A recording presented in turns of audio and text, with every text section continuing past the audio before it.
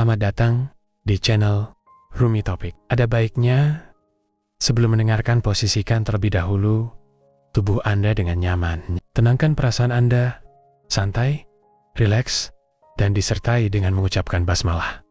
Selamat mendengarkan. A'udzubillahi minasyaitonirrajim. Bismillahirrahmanirrahim. Robbi a'udzubika min hamazati sayatin wa a'udzubika robbi ayah durun. Robbi shrahli sodri wa yassirli amri wahlul 'uqdatam min lisani yafqahu qawli. Assalamualaikum warahmatullahi wabarakatuh. Alhamdulillahirabbil alamin, segala puja-puji milik Allah Subhanahu wa taala yang atas rahmat karunia kasih sayangnya. Alhamdulillah ibu dan bapak yang dirahmati oleh Allah. Kajian Rumah Putih yang selalu berbahagia. Ibu dan bapak, hari ini kita kedatangan bintang tamu perdana. Kita perlu menunggu 98 pertemuan untuk bisa menghadirkan Mas Rizky. Kita tepuk tangan dulu dong buat Mas Rizky dia.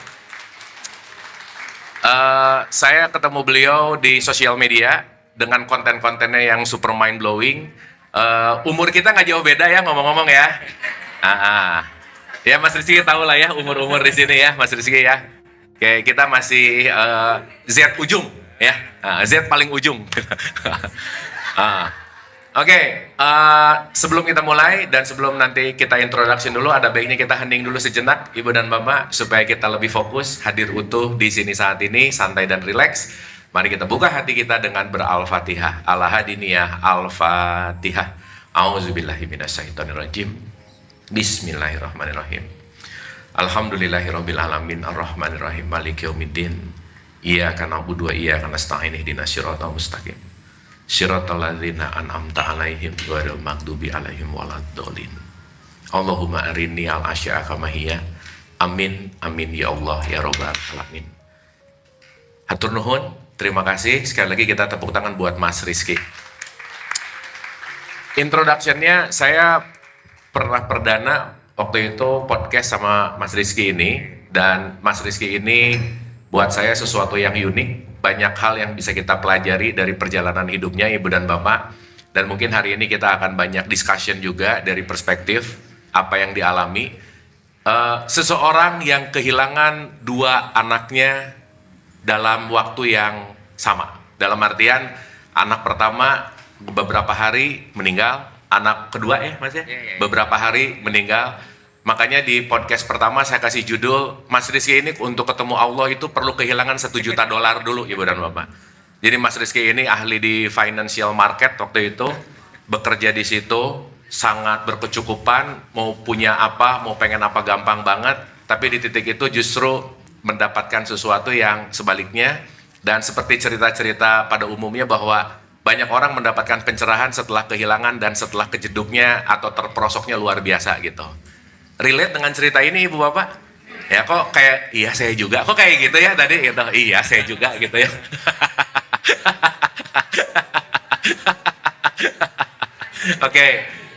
Dan dari perjalanan itu Mas Rizky menemukan pencerahan, Mas Rizky menemukan cahaya, mulai pernah marah sama Tuhan gitu ya, pernah benci sama Allah lah kira-kira. Dan justru dibalik kebencian, dibalik pertanyaan itu mendapatkan sebuah pencerahan. Mungkin seperti biasa Ibu Bapak kita akan discussion mengalir aja, tapi untuk awal mungkin Mas Rizky 5-10 menit awal ini introduction dulu, Mas Rizky ini siapa, menuju pencerahan kesadarannya gimana, dan nanti kita akan discussion lebih dalam lagi tentang topik-topik yang mungkin saya rasa kita mengalir aja. Sekali lagi boleh tepuk tangan buat Mas Rizky. Monggo Mas, aku beresin mic-nya. Cek. Bismillahirrahmanirrahim. Bismillah. Cek. Nah ini lebih gede kayaknya Mas. Oke. Bismillah. Bismillahirrahmanirrahim. Assalamualaikum warahmatullahi wabarakatuh. Alhamdulillahirabbil alamin. Alhamdulillahillazi arsala rasulahu bil huda wa dinil haq ala dinihi kullihi wa kafa billahi syahida. Asyhadu an la ilaha illallah wa asyhadu anna Muhammadan abduhu wa rasuluh la nabiyya wa rasulullah ba'da. Bapak Ibu, pertama-tama kita mesti banyak mengucap syukur. Alhamdulillahirabbil alamin. Ini sebuah karunia yang luar biasa, kita bisa hadir di majelis ilmu yang luar biasa ini. Kita di sini duduk sama rata ya Bapak Ibu. Tidak ada guru, tidak ada murid, karena kita saling berbagi di sini. Kita sama-sama saling memberikan kesadaran satu sama lain dan memberikan hidayah bagi satu sama lain. gitu. Nah, terima kasih juga untuk Kang Abu sudah diberikan kesempatan untuk duduk di majelis ini. Ini luar biasa sekali. Saya dari datang pertama kali sudah disambut, wah luar biasa sekali euforianya. Sambutannya terima kasih Bapak Ibu semuanya. Kalau ditanya saya siapa, saya bukan siapa-siapa Bapak Ibu. Saya bukan siapa-siapa gitu. Kita semua bukan siapa-siapa gitu. Bahkan Kang Abu ini juga bukan siapa-siapa sebenarnya. Fix. Gitu kan. Kita semua ini bukan siapa-siapa gitu. Kita hanya seorang hamba yang sedang melakukan perjalanan kembali kepada Tuhan gitu. Dan kadang-kadang dalam perjalanan kita untuk kita kembali menuju kepada Tuhan, kita lupa bahwasanya kita tuh sebetulnya bukan siapa-siapa gitu. Dalam perjalanan kita kembali, kita justru banyak melekatkan identitas-identitas diri pada kita banyak melekatkan beberapa, ya mungkin perspektif-perspektif dari luar diri kita, banyak mindset-mindset, banyak kemudian identitas-identitas yang kemudian menjadi standar dunia yang kita tempelkan kepada kita. Akhirnya apa? Akhirnya kita lupa bahwa misalnya sebetulnya kita datang ke sini sebagai bukan siapa-siapa, dan kita nanti akan kembali pun juga bukan sebagai siapa-siapa juga gitu. Yeah. Oh, kurang keras ya? Nah ini aman? Nah, oh ya. J. Ya. Ini Oh, speednya diturunin setengah, Mas. Oh Ya. ya. Oke. Nah, memang kendala teknis sih di sini ya. Ya. Mohon maaf kalau agak kecepatan. Gitu. Jadi mungkin kalau introduction dari saya mungkin sesederhana itu saja sih ya. Bahwasanya ya mungkin kadang-kadang kita lupa kita bukan siapa-siapa, Bapak Ibu. Kita lupa bahwa kita di sini itu sudah terlalu banyak memberikan sebuah standar bagi hidup kita gitu. Bahwa saya tuh beberapa hari yang lalu tuh bilang gini Kang Abu, yang namanya kemelekatan tuh kayak balonku, rupa-rupa warnanya gitu. Dan salah satu wujud kemelekatan yang paling ringan ya, yang paling sederhana dan yang paling halus dalam hidup kita itu adalah merasa bahwasanya hidup ini adalah hidupku. Bahwasanya ini adalah semua, ini adalah tentang kita gitu. Saya kemarin juga ngelihat sebuah cuplikan gitu dari filmnya Doctor Strange. Oke. Dari filmnya Doctor Strange gitu. Jadi gurunya si Doctor Strange itu yang si Ancient One itu ketika sudah wafat gitu, kemudian ruhnya keluar ngikutin Doctor Strange kemana-mana. Kemudian ngasih nasihat gini sama Doctor Strange. Dia bilang bahwasanya kamu tuh punya loh potensi untuk menjadi hebat gitu. Kamu punya potensi untuk menjadi luar biasa gitu. Cuma selama ini ambisimu, semua yang kamu kerjakan ini bukan untuk kamu supaya kamu itu bisa sukses, tapi karena kamu takut akan kegagalan. Karena ternyata Doctor Strange itu kenapa kok ketika menjadi dokter itu dia bisa potensi keberhasilan operasinya tinggi, karena dia mengkurasi benar-benar pasiennya yang memang benar-benar bisa sembuh gitu ya, yang memang peluang untuk berhasil di operasinya tinggi, dia ambil, dia operasi gitu, sehingga winning rate-nya tinggi gitu. Nah padahal itu bukan definisi daripada sukses itu sendiri gitu, dia hanya takut gagal gitu. Dan kalimat terakhirnya sih yang kena sekali sama saya, bahwasanya ya keangkuhanmu, kesombonganmu, semua itu menghalangimu untuk memahami satu hal yang paling sederhana dan yang paling simple, yang paling basic gitu, which is it's not about you. It's not all about you. Yeah, bukan urusan kamu aja gitu ya. Dunia ini bukan tentang kamu gitu. Kita di sini pun juga bukan tentang kita. Oke. Gitu. Ya itu aja sih mungkin ya. Oke. Mas Rizky, karena ini di sini ibu dan bapak yang termasuk seeker, Mas Rizky. Oh iya. Pencari dalam gitu ya. Kebayang dari after COVID tuh kita rutin banget setiap Rabu. Sebulan ada yang 2 kali, sebulan 3 kali gitu. Kalau bisa sebulan setiap hari sih kalau bisa ya. Cuman ya di antaranya memang satu pencari, yang kedua emang udah nggak ada kerjaan lagi sih gitu. Jadi emang kerjaannya kajian gitu misalnya ya. Nah, financial freedom ya. Financial freedom ya. Iya, freedom banget gitu. Dan yang ketiga emang ada alasan buat main gitu kira-kira ya. Nah, ini kita semua tuh mencari, dan saya rasa ibu dan bapak kita akan amazed banget. Mas Rizky seusia beliau, berarti sekarang berapa Mas? 30. Mas Rizky 30 tahun. 30 tahun. Mungkin ini 3 kali lipat ya usianya, 2,5. Ya. Bahkan ada satu kajiannya Ibu Hera namanya kajian Oma-Oma, itu paling muda 75 tahun Mas Rizky. Wah, itu luar biasa lah ya. Anyway. Nah, gini, setiap orang punya perjalanan menuju Tuhannya dengan jatuh temponya masing-masing gitu. Nah, kenapa Mas Rizky di usia 30 tahun ini udah berbicara tentang ketauhidan, udah berbicara tentang ketuhanan, dimana kalau saya, ya ini sedikit membandingkan gitu ya, saya umur 30 tuh nggak kepikiran tentang hal, ya baru mulai lah ya. Dalam artian umur-umur segitu, usia-usia yang lagi bener pengen menggenggam dunia, pengen mengatur segala sesuatu gitu ya. Waktu umur-umur 30 tuh saya lagi terkenalnya Mas Rizky. Oh iya. Itu lagi top famous banget lah gitu. Bisa ini kan praktekin nggak mungkin. Bapak saya mantan terkenal, hati-hati ya. Hati-hati ya. Gini-gini juga the master ya, hati-hati. Nah, gimana Mas Rizky kok di usia yang relatif muda, dan saya rasa kita semua di sini pengen belajar juga bahwa bagaimana proses Mas Rizky itu mengenal Allah, menjadikan Allah sebagai quote and quote guidance gitu, untuk masuk ke dalam Quran, untuk mengerti Islam lebih dalam. Artinya agama bukan hanya jadi dogma dan doktrin, agama bukan hanya jadi belief system yang hanya tempelan, tapi Mas Rizky menghidupi Islam bukan hanya beragama Islam gitu. Gimana? Kalau ditanya spesifiknya karena apa Kang Abu? Nggak tahu. Oke. Jawabannya nggak tahu. Saya juga nggak tahu kenapa kok saya ada di sini gitu. Yang saya tahu pada saat itu hanyalah saya harus cari Tuhan aja. Oke. Gitu. Saya harus cari Tuhan saja, dan saya nggak tahu apakah perjalanan saya bersama Tuhan dalam pencarian saya menuju Tuhan itu akan seperti apa. Saya nggak pernah punya ekspektasi apapun. Gitu. Jadi mungkin pelajaran yang bisa saya petik adalah kadang-kadang kita harus lepasin ekspektasi hidup kita, Kang Abu. Oke.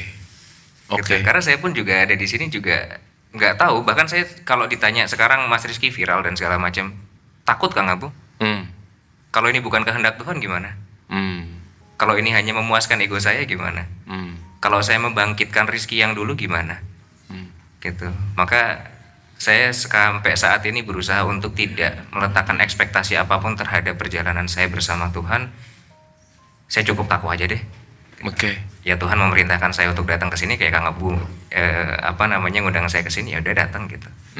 Nanti ketika habis ini saya ada sesuatu lagi yang kemudian terlintas di hati saya untuk melakukan sesuatu lagi, ya saya lakukan gitu. Ya sudah, gitu aja. Sekarang saya tiap hari Kang Abu. Oke. Nah, kalau boleh misalkan Mas Rizky memberikan sebuah gambaran gitu ya. Pertama, Allah tuh apa sih? Yang kedua, bagaimana menggapai dia, dan yang ketiga bagaimana mengalir bersama dia gitu Mas Rizky. Wah, berat ini. Berat. Ya nggak jadi deh kalau gitu Mas. Berat ini. Kan kita start dari itu dulu gitu ya. Iya, berat ini. Gimana tuh? Berat ini. Tapi ini kalau dalam perjalanan saya Kang Abu ya, sampai kapanpun kita nggak akan bisa untuk mengenal Tuhan secara utuh Kang Abu. Oke. Karena kita ini manusia tuh pasti punya banyak sekali limitasi gitu. Makanya kan ada pepatah yang seperti ini Kang Abu. Ibaratkan ada 4 orang buta yang dihadapkan seekor gajah gitu. Kemudian mereka suruh menafsirkan gajah itu seperti apa. Yang satu bilang bahwasanya gajah itu seperti ular gitu kan, panjang beliau-beliau. Yang satu bilang bahwasanya gajah itu seperti batang pohon yang besar. Yang satu bilang bahwasanya gajah itu gemuk. Yang satu bilang bahwasanya gajah itu runcing gitu. Ternyata mereka punya perspektifnya masing-masing. Yang satu pegang belalai, yang satu pegang kaki, yang satu pegang badan, yang satu pegang buntut gitu ya. Selama mereka menyadari bahwasanya aku buta loh, aku terbatas loh, aku nggak bisa memahami gajah ini dengan utuh, dengan sempurna gitu. Tapi ini adalah cara yang bisa paling mendekatkanku kepada sang gajah. Gitu. Selama kita sadar itu, no problem Kang Abu. Yang jadi masalah adalah ketika datang orang kelima Kang Abu, kemudian ngafir-ngafirin semua yang lainnya. Ini yang 5 gajahnya nggak tahu, tapi 4-4-nya dia kafirkan gitu ya. Itu yang jadi masalah kan. Kemudian sementara mungkin yang kelima ya sama-sama buta juga gitu, sama-sama punya keterbatasan juga gitu. Maka dalam perjalanan kita mengenal dan juga bersama Allah ya, itu yang paling penting adalah sadari bahwasanya kita ini terbatas gitu. Kita nggak akan mungkin bisa mengenal Allah secara utuh gitu. Tapi apapun yang kita kerjakan saat ini, apapun yang kita jalankan saat ini semua adalah perjalanan kita bersama Allah. Gitu aja. Nah, mungkin saya pengen flashback nih Ibu dan Bapak, karena ini satu skill yang saya rasa kita perlu belajar dari Mas Rizky gitu ya. Mas Rizky mungkin nanti boleh sedikit cerita tentang kehilangan anak pertama, kehilangan anak kedua, kehilangan semua kekayaan, dan kenapa masih bisa waras sekarang gitu. Ya betul nggak Bu, Pak? Ini berat banget loh. Dalam artian uang nggak banyak hilang, Itu mungkin oke lah ya number, tapi ini 2 anak berturut-turut yang lahir, itu nggak lama setelah lahir itu bisa meninggal gitu. Mungkin Mas Rizky boleh cerita dulu kejadiannya, terus how to dealing dengan realitas itu yang pasti realitas itu kan Tuhan yang kasih, Allah yang kasih gitu. Gimana Mas? Pasti. Jadi sebetulnya Kang Abu, lewat kehilangan anak ini tuh saya dikasih tahu saya dikenalkan dengan kecerdasan Tuhan yang ada dalam diri kita sebetulnya gitu. Oke. Bahwasanya semua ini adalah tentang Tuhan. Karena gini, mungkin Bapak Ibu mungkin udah dengar kali ya ceritanya, tapi nggak apa-apa saya flashback lagi gitu. Jadi anak pertama saya itu belum ya. Jadi oke. Jadi 2020 itu saya menikah, kemudian 2021 lahir anak saya yang pertama gitu. Kemudian 3 hari setelah lahirnya sehat, cukup bulan gitu ya, nggak ada masalah selama di dalam kandungan, tapi setelah 3 hari kemudian wafat gitu. Mendadak tiba-tiba aja gitu, dan karena nggak dicek sana sini, kemudian pada saat itu disalah-salahin tuh sama rumah sakitnya, dikira salah nyusuinnya lah, ini jadi kesedek, ini harusnya nggak boleh seperti ini, nggak boleh seperti itu. Akhirnya apa? Akhirnya kita sebagai orang tua kan ini ya marah sama diri sendiri gitu ya. Harusnya nggak seperti ini kemarin treatmentnya. Jadi ceritanya tuh karena sulit untuk DBF gitu ya, menyusui secara langsung, jadi harus pakai dot gitu. Nah kita ngiranya itu kesalahan kita ngedotinnya gitu, mungkin kesedek atau gimana, jadi salah-salahin lah gitu. Setelah itu ambisius lagi, pengen dapat anak lagi gitu kan, karena memang ya itu anak pertama itu anak yang laki-laki juga, sebagai laki-laki kan egonya luar biasa ya Kang Abu. Anak laki-laki ini penerus tahta gitu kan. Harus ada gitu ya. Harus ada laki-laki ini penerus tahta ini gitu kan. Setelah itu di anak kedua itulah baru kemudian lahir hamil lagi, normal lagi. Kemudian setelah itu di hari pertama 24 jam setelah lahir tiba-tiba sesek gitu, karena posisinya masih di rumah sakit, langsung lah dilarikan ke NICU gitu, diperiksa. Nah ternyata habis masuk NICU bukannya membaik, malah ngedrop terus. Akhirnya gimana, panggillah dokter ahli dari sana sini, dari semuanya. Setelah dicek sana sini nggak ketemu juga gitu, di Indonesia ini alasannya ini karena apa sih gitu. Sampai akhirnya kemudian ada satu profesor tuh bilang gini, ini inborn error metabolisme ini namanya gitu. Jadi metabolisme anaknya nih cacat nih dari lahir gitu. Jadi simpelnya adalah penyakitnya itu gini, ada satu kelainan, pokoknya kromosom itu tuh kayak rangkaian kereta gitu, saya dijelasin ya. Itu satu gerbongnya keambil, sehingga ketika satu gerbongnya keambil ini jadi cacat. Jadi enzimnya itu, dia kehilangan satu enzim yang untuk bisa mengolah protein gitu. Jadi ketika protein itu masuk ke dalam tubuhnya, dia bukannya dicerna jadi protein seperti kita bisa jadi daging dan segala macam gitu, tapi malah jadi amoniak, jadi racun. Sehingga dari situ kemudian meracuni otaknya, merusak otak, merusak paru-paru, gagal ginjal, gagal semuanya. Oke. Itu anomali lah ya. Anomali gitu. Nah ternyata kasus seperti ini di Indonesia pada saat itu saya lupa, saya antara ke-21 atau ke-22 gitu. Jadi baru kasus ke-21 atau ke-22 gitu. Di luar negeri sudah banyak kasusnya karena kan banyak ngecek ya. Tapi Indonesia baru segitu gitu. Akhirnya ya udah tes lah kemana-mana. Nah setelah dari situ kemudian ya biasalah menyalahkan Tuhan lah. Kenapa sih kok ngelakuin gini? Cuma di satu sisi saya sadar Kang Abu, ini anak ini makan duit haram. Gitu lah. Ada kesadaran itu. Ada kesadaran itu. Anak ini dari lahir, dari hamil ibunya sudah makan duit haram ini. Oke. Gitu. Aduh, saya nggak bisa ceritakan on the record, nanti off the record saya mungkin bisa ceritakan. Ya Mas Rizky ini ya intinya ada satu institusi keuangan lah ya. Gitulah kira-kira. Oke. Ya intinya itu sih. Saya ada kesadaran itu Kang Abu, bahwasanya ini gara-gara ini nih, pasti ini teguran buat saya juga gitu. Kenapa pertama punya mindset bahwa gini gara-gara uangnya haram? Apa relate-nya dari kematian sama uang haram tuh? Kenapa bisa ke situ gitu? Karena gini Kang Abu. Karena itu adalah sebuah penyakit genetik yang benar-benar itu anomali banget. Itu benar-benar manusia aja, dokter aja sampai saat ini di Indonesia ya, itu sangat sulit untuk mendeteksi penyakit itu. Oke. Bahkan untuk dideteksi di dalam kandungan pun juga sulit sekali, nggak bisa. Oke. Jadi benar-benar di situ saya benar-benar dikenalkan bahwasanya dunia ini bukan tentang kamu gitu loh. Ada yang lebih berkuasa daripada dirimu sendiri, yaitu Tuhan gitu loh. Nah itu kecerdasan Allah yang ada di dalam dirinya, yang ada di dalam diri anak saya itu yang kemudian ketika itu dibikin anomali, rusak semua dan nggak ada satupun manusia yang sampai saat ini bisa ngatasin itu.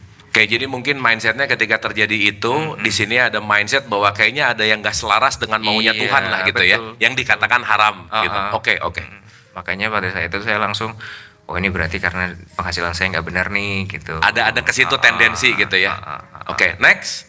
Nah, next habis itu setelah itu ya udah seperti yang saya sudah ceritakan Kang Abu, bahwasanya setelah itu ya saya cari Tuhan waktu itu gitu. Ya sebelum nyari ya marah-marah dulu lah, ngamuk-ngamuk dulu lah. Gitu kan. Apa sih maksudnya kok why you did it to me gitu kan. Iya. Kenapa kok saya diperlakukan seperti ini gitu. Nah, pada saat kemudian saya ngamuk-ngamuk seperti itu Kang Abu, kemudian yang waktu saya cerita saya lari sampai ke Banten lah, saya ketemu masjid lah, kemudian saya sholat lah di situ, dan kemudian saya dapat suara lah di situ. Di situ saya baru dapat aha momennya gitu, bahwasanya ya itu tadi yang seperti saya sampaikan di awal. Oke. Semua ini bukan tentang kita, gitu loh. Bahwa kamu itu di sini punya tugas, gitu. Kamu sudah kebablasan, gitu loh. Kamu boleh kemarin belajar di sini nih di industri yang ini, gitu. Tapi ya udah cukup belajarnya gitu. Kebablasan udah, gitu. Udah balik lagi. Kamu udah selesai dengan kerjaanmu yang ini, gitu. Karena waktu itu nggak sadar ya. Karena waktu itu malah tambah. Jadi setelah kehilangan anak pertama itu, sebetulnya anak pertama udah sadar Kang Abu. Udah sadar, oh ini nggak beres nih gitu. Tapi Ada perenungan lah di situ. ada perenungan. Oke. Tapi lanjut. Enggak, tapi di anak kedua kesadarannya udah naik belum? Udah banget.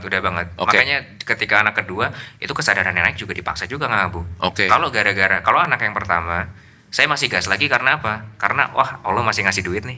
Oke. Gitu. Nah yang anak kedua kan duitnya nggak ada. Oh iya, udah hilang. Iya, udah hilang habis. Itu kelas pembelajarannya naik lah ya. Duitnya Oke. kan naik. Jadi makanya saya mau ngegas terus di sini juga udah nggak bisa gitu. Orang duitnya udah enggak kok, berarti artinya memang beneran gara-gara ini nih. Oke. Gitu. Oke. Nah, menghadapi ya kebayang ya kalau kita ngelihat bahwa uang hilang anak sih ya. Anak dua sampai meninggal gitu dalam kondisi yang sama gitu. Titik balik yang Mas Rizky lakukan untuk bisa menerima kenyataan tuh dalam tanda petik kalau boleh pakai saya katakan ikhtiar. Ikhtiar yang Mas Rizky lakukan tuh apa sih? Wah. Jadi ceritanya gini Kang Abu. Kalau saya cerita ketika anak pertama ya, gitu kan anaknya hilang nih, tapi uangnya masih ada. Lanjut terus lah, gitu kan.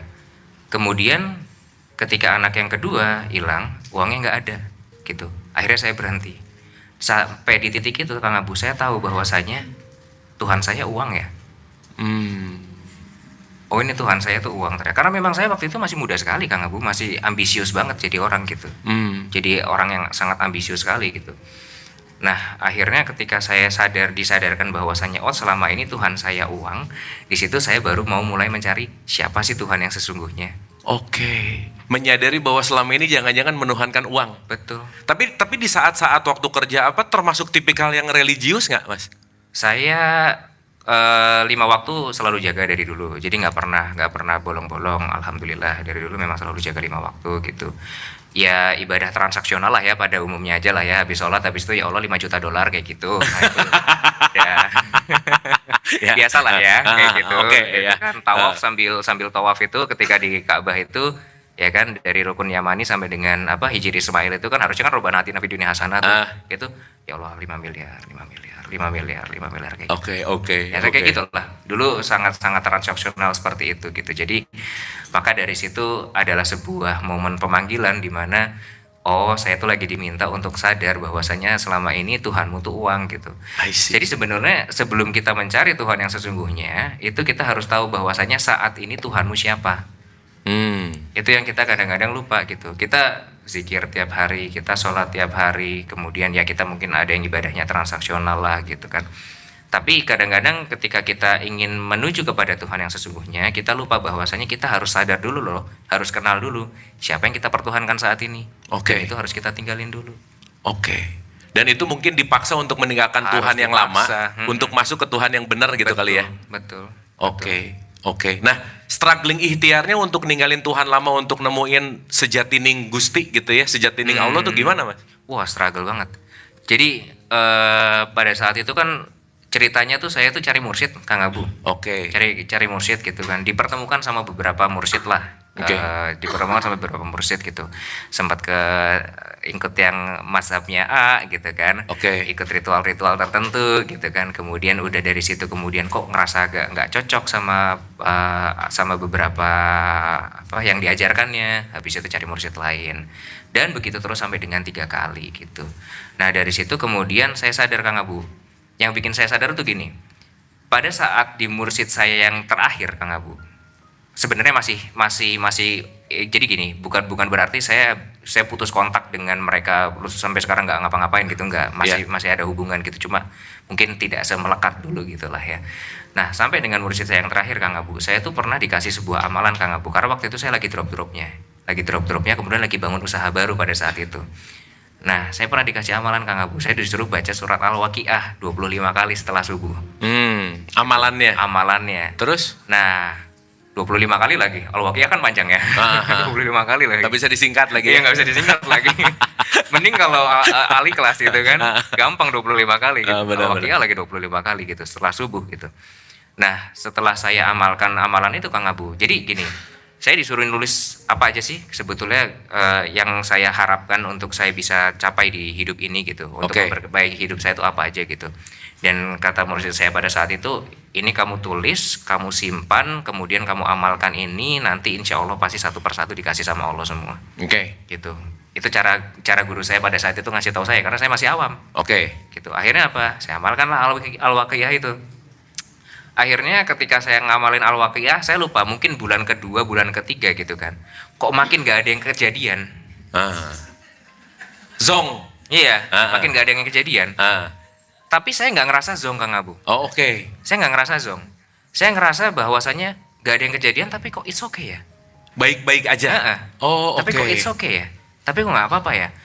Oh ternyata di situ saya belajar bahwasannya ternyata ketika kita diberikan sebuah amalan, ketika kita diberikan sebuah zikir, diberikan sebuah wirid gitu ya, itu semua tuh bukan untuk kemudian memvalidasi ego kita gitu supaya semakin kuat gitu, supaya akhirnya kita bisa mendapatkan apa yang kita bawa, supaya tiba-tiba oh saya pengen BMW nih, BMW jatuh dari langit jebruk gitu, nggak kayak gitu. Ternyata itu untuk ngasih kelapangan buat hati kita gitu. I see. Ternyata fungsi wirid itu tadi, fungsi amalan-amalan itu tadi ternyata untuk kita bisa ngelegain hati kita gitu loh. Untuk kita bisa nyelam gitu. Sisi itu kita bisa nyelam ke dalam kedalaman hati kita gitu, bahwasanya ketika kita punya keinginan, ketika kita punya punya ego, punya hasrat apapun itu, semua tuh ternyata masih ada di permukaan diri kita gitu. Nah kita tuh perlu nyelam gitu. Nah ternyata amalan-amalan itu untuk bantu kita nyelam ternyata. Bukan mengabulkan, tapi menyiapkan wadah supaya kita bisa selami. Yes, betul. Sorry ya Mas Rizky ya, saya tuh banyak ketemu orang ya, ketika ada orang sukses, pertanyaannya sederhana. Amalannya apa? Doanya apa? Dia nggak nanya usahanya gimana, belajarnya apa, nggak. Yang penting doanya apa. Mungkin karena memang kebanyakan pengen shortcut kali ya. Ini amalannya apa sih bisa sesukses kamu, bisa sepintar kamu gitu. Jadi mindsetnya tuh ya balik lagi. Nah, mungkin Mas Rizky bisa sedikit cerita secara nalar lah ya, logik gitu. Entah itu sholat, entah itu puasa, entah itu tadi amalan. Gimana sih mekanisme ibadah ritual terhadap let's say keberlimpahan? Ibadah ritual kepada sesuatu yang mungkin membuat kita jadi sukses gitu. Karena kalau kamu mau sukses, rajin tahajud. Nah waktu itu saya nggak ngerti, nggak masuk akal apa urusannya tahajud sama sukses gitu. Kalau mau banyak duit, duha. Saya juga nggak masuk akal. Kalau duha jadi banyak duit, apa relate-nya? Kenapa? Karena saya survei Mas Rizky. Saya hampir nanya ke 1.300 orang yang rajin sholat. Ternyata anxiety juga hidupnya gitu. Nggak nyaman juga gitu, overthinking, hidupnya penuh dengan ketakutan gitu. Nah faktanya seperti itu. Nah dari sudut pandang Mas Rizky, zikir, puasa, ritual kaitan sama keberlimpahan itu gimana mekanismenya sih?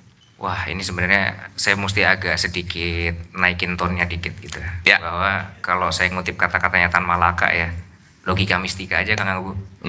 Masyarakat Indonesia itu masih banyak yang termakan oleh logika mistika gitu. Hanya saja saat ini karena sudah masuk agama gitu ya, logika mistisnya itu sudah bukan lagi ritual-ritual yang mungkin minta-minta sama jin gitu, tapi jinnya diganti sama Allah gitu. Ya kan, jadi banyak masyarakat Indonesia yang masih seperti itu. Ya. Gitu. Dan apakah itu merupakan sebuah kemunduran gitu? Sebetulnya nggak juga sih, gitu kan. At least sebetulnya dengan masuknya agama, masyarakat Indonesia jadi tahu gitu loh bahwasanya ada loh yang lebih tinggi dibandingkan dengan makhluk-makhluk yang biasa kita mintai. Oke. Gitu. Tapi yang jadi masalah adalah ketika banyak aduh ngomongnya nggak enak. Ketika banyak misalkan maaf misalkan banyak organisasi lah, ngomongnya organisasi atau lembaga-lembaga yang kemudian ngekip supaya tetap seperti itu, Oke. supaya nggak bisa naik lagi. Oke. Supaya Jadi tetap organisasi seperti yang itu. ngebuat nggak mau tumbuh gitu. Iya, supaya tetap seperti itu gitu. Iya. Karena apa ya, sekali lagi politis lah pasti Oke. alasannya. Ah. Gitu. Nah maka untuk kita yang saat ini sudah diberikan hidayah ya, kita sudah diberikan kesadaran bahwasanya ternyata sholat, ternyata ngaji, ternyata zikir, ternyata kita melakukan beberapa wirid itu bukan untuk memenuhi ekspektasi hidup kita, bukan untuk memenuhi keinginan kita. Banyak-banyak bersyukur, Oke. banyak-banyak bersyukur Kang Abu, karena banyak orang yang masih terjebak di situ. Gitu. Apakah orang-orang yang diajarkan bertransaksi dengan menggunakan agama itu salah? Sebenarnya enggak juga. Sekali lagi, kenapa kok Nabi Muhammad itu ngajarinnya ada beberapa ajaran-ajaran yang transaksional gitu ya? Ya. Karena ya memang ibaratnya gini Kang Abu, kalau kita punya anak kecil Kang Abu, pernah nggak dulu waktu kecil diajarin diginiin sama orang tuanya, kamu kalau belajarnya rajin dapat sepeda, Iya. Benar. kamu kalau belajar rajin dapat PS, Tuh. gitu kan. Akhirnya apa? Akhirnya kita jadi belajar rajin, gitu kan. Nah kalau kemudian akhirnya kita dapat PS-nya atau nggak dapat PS-nya, gitu kan, itu kan sebetulnya belajar rajinnya itu kan bukan tentang si PS Kang Abu, tapi tentang bagaimana kita akhirnya bisa menjadi seseorang yang berilmu gitu kan. Oke. Nah kalau kemudian ketika kita sudah belajar rajin dapat sepeda, kemudian hal-hal semacam itu masih dipertahankan sama orang tua kita sampai dengan kita dewasa, gitu kan, maka artinya ada yang salah dengan cara orang tua kita mendidik kita, gitu kan. Kan harusnya orang tua ngerti itu, ngelihat tuh bahwasanya oh anak ini dikasih bagus dapat sepeda, bagus dapat apa gitu. Harusnya kan pelan-pelan rewardnya dikecilin tuh, Iya. pelan-pelan rewardnya dikecilin tuh, Iya, sehingga si anak tahu bahwasanya belajarmu itu ya kan, kamu itu jadi anak yang cerdas, punya nilai bagus di sekolah, itu bukan gara-gara sepeda gitu, tapi itu untuk kebaikan dirimu sendiri, gitu. Nah maka kita harus menemukan itu, Oke. dan pasti tiap orang punya kesadaran yang beda-beda tuh. Oke. Bukan urusan rewardnya gitu ya. Iya. Oke. Berarti Mas Rizky setelah mendapatkan perjalanan ini punya perbedaan pandangan dong tentang Allah, tentang sholat, tentang puasa gitu. Jauh Ya? jauh. Oke, kalau boleh sharing gitu Mas Rizky, apa sih kegunaan ritual-ritual yang sekarang kan dianggap wajib misalnya? Let's say kita ngomongin sholat aja. Kadang kan ditanyanya seorang tua tuh udah sholat atau belum? Tapi mungkin orang tua nggak sadar bahwa sholat itu jembatan menuju kepada sesuatu gitu. Iya betul. Sehingga yang disibukinnya, yang diributinnya urusan ritualnya lagi dan seterusnya gitu. Nah, apa shifting paradigm atau paradigma yang berpindah dari ngelihat ritual dalam tradisi Islam yang Mas Rizky sekarang kerjain tuh apa bedanya? Jadi kalau buat saya gini Kang Abu, saya jadi belajar ya bahwasanya yang paling penting untuk ketika kita punya anak ya, ngajarin anak kita tuh bukan ngajarin sholat sebetulnya, tapi ngajarin tafakur. Itu yang jauh lebih penting dibandingkan dengan kita ngajarin sholat. Karena ketika kita ngajarin sholat aja tapi kita nggak ngajarin tafakur, kesadarannya nggak kebentuk. I see. Oke. Gitu. Oke. Dan kebanyakan yang terjadi kan seperti itu. Jadi dipecut lah dan segala macam kalau nggak salah. Kepaksa. Diguyur gitu. Diguyur, Kan. Akhirnya sholatnya cuma komat kamit aja gitu kan. Cuma yang put selesai. Menuntaskan kewajiban aja gitu. Dan saya dulu Kang Abu, saya pernah loh ada di fase dimana saya tuh ngerapel sholat saya semalaman seharian. Jadi sekali doang. Malam hari. 17 rakaat langsung. Oh iya. Oke. Oh iya. Kadang-kadang kalau nggak gitu ya duhurnya saya rapel sama asar. Oke. Ini saya rapel sampai isya. Kalau setahun bisa nggak? Nah itu makanya. Kok saya nggak sampai situ ya? Oh nggak sampai situ ya. Oke. Gitu. Pernah di fase itu Kang Abu. Karena apa? Karena ngerasa sombong Kang Abu. I see. Udah belajar nih. Sholat itu kan buat orang awam. 5 waktu itu kan orang awam. Saya mah udah nggak awam, udah tahu, saya udah kenal Allah, saya udah kenal Ngapain ibadah, sholat lagi ngapain gitu? sholat 5 waktu. Ya udah, nanti saya ngerasa bisa sholat enak ketika malam kok gitu. Oke. Tapi akhirnya Kang Abu, itu cuma jalan beberapa bulan aja. Oke. Karena akhirnya saya ngerasa kosong hidup saya. Saya ngerasa kosong, ngerasa kosong gitu. Saya ngerasa kosong, kemudian saya yang tadinya udah bisa lebih belajar, bisa ngontrol diri, akhirnya jadi nggak punya kontrol lagi sama diri. Gitu kan, yang tadinya udah nggak senggol bacok tiba-tiba senggol bacok lagi sama orang, yang tadinya udah bisa nggak gampang iri sama orang jadi gampang iri lagi sama orang gitu. Dari situ kemudian saya kembalikan lagi syariat saya gitu. Dari situ dari situ kemudian saya tahu, oh bahwasanya ternyata 5 waktu ini ternyata Rasulullah itu nggak main-main ya netapin ini ya, karena memang ini menjaga kewarasan kita loh. Ini menjaga kewarasan kita loh, bahwa kita tuh dari subuh ya Kang Abu sampai dengan waktu duhur gitu ya, jam 12 malam, itu berapa banyak paparan yang dikasih dunia ini ke kita Kang Abu. Oke, input gitu ya. Iya. Media sosial lah, berita WhatsApp grup gitu ya. Itu makanya. Kalau kemudian nanti kita rapel di malam hari, emang yakin itu bisa lepas semua di malam hari paparan-paparannya? Oke. Gitu. Jadi lepas pelan-pelan 5 Lepas, kali gitu ya. yes, exactly. Makanya kan yang benar adalah ketika selesai salam itu muncul sebuah kesadaran baru gitu. Bahwasanya ketika sholat ya udah total surrender, tadi udah ngalamin ini semua, kita serahkan kembali, kemudian salam, oke, kesadaran baru lagi, aku siap berperan lagi. Oke. Dan mungkin sebelum nanti ke Ibu dan Bapak, apa definisi Mas Rizky tentang menjadi Muslim yang baik, Mas? Good Muslim tuh kayak gimana sih kalau kita ngomongin ya? Karena Iya. Sekarang kalau kita ngelihat, gila soleh banget, kenapa rajin ke masjid?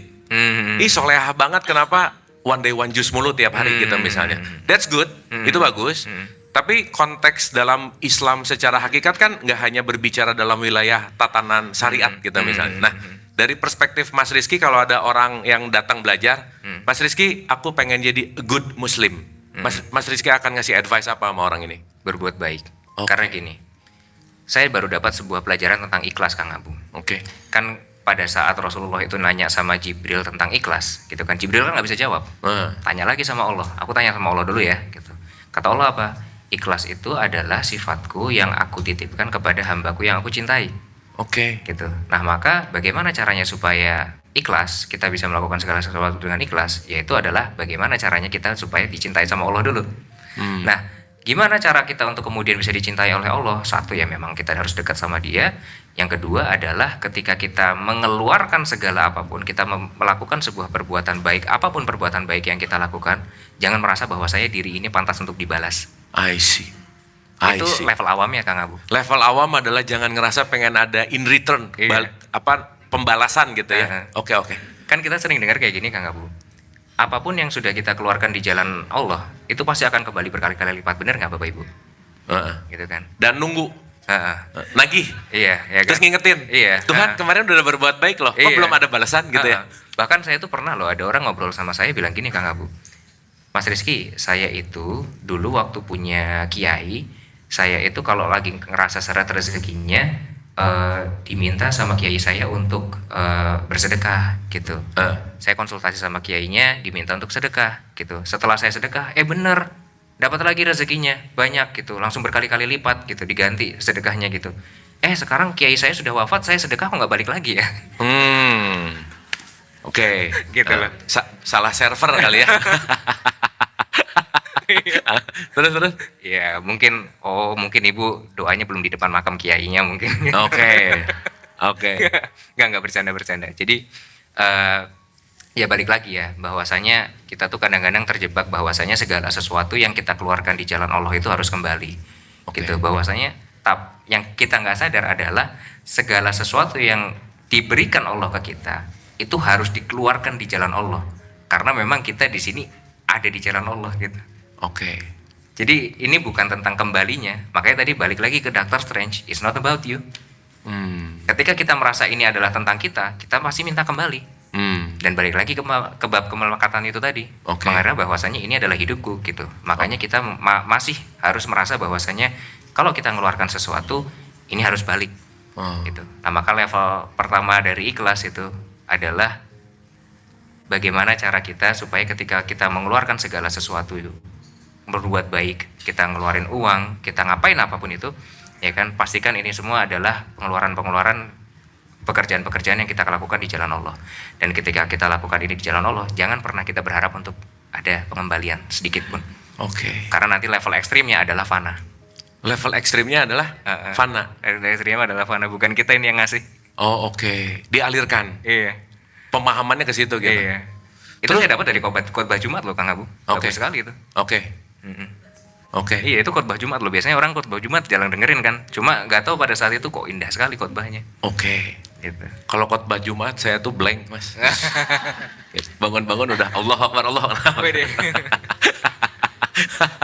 Ya, soalnya akhir-akhir ini khotbah Jumat tuh suka banyak teriak-teriak, Mas, gitu ya. Jadi ya udahlah gitu. Tuh, Iya. formalitas lah. Nah, gini, Mas. Gimana kita tahu ini kita lagi mau mendekat kepada Allah di jalan Allah, gimana kok kita bisa tahu bahwa kayaknya ini God's will deh. Keinginan Tuhan deh. Kayaknya ini keinginanku deh. Dan mungkin nanti kaitannya sama kemelekatan gitu, Mas. Oke. Karena kan gini, saat mungkin kita ngelihat orang lain dan berbuat baik, tapi mungkin ada setitik bahwa gua nolong kamu nih. Kan ada gitunya misalnya. Atau ada transaksional yang kalau udah nolong pasti aku ditolong gitu. Iya, Nah, pasti. kata kuncinya adalah gimana kita tahu bahwa ini lagi ada di jalan Tuhan, lagi bersama Tuhan, lagi mendekat kepada Tuhan. Wah, itu gampang banget itu sebenarnya. Ah. Gampang tapi sulit. Oke. Karena balik lagi Kang Abu, jalan Tuhan itu nggak pernah berbicara tentang kita.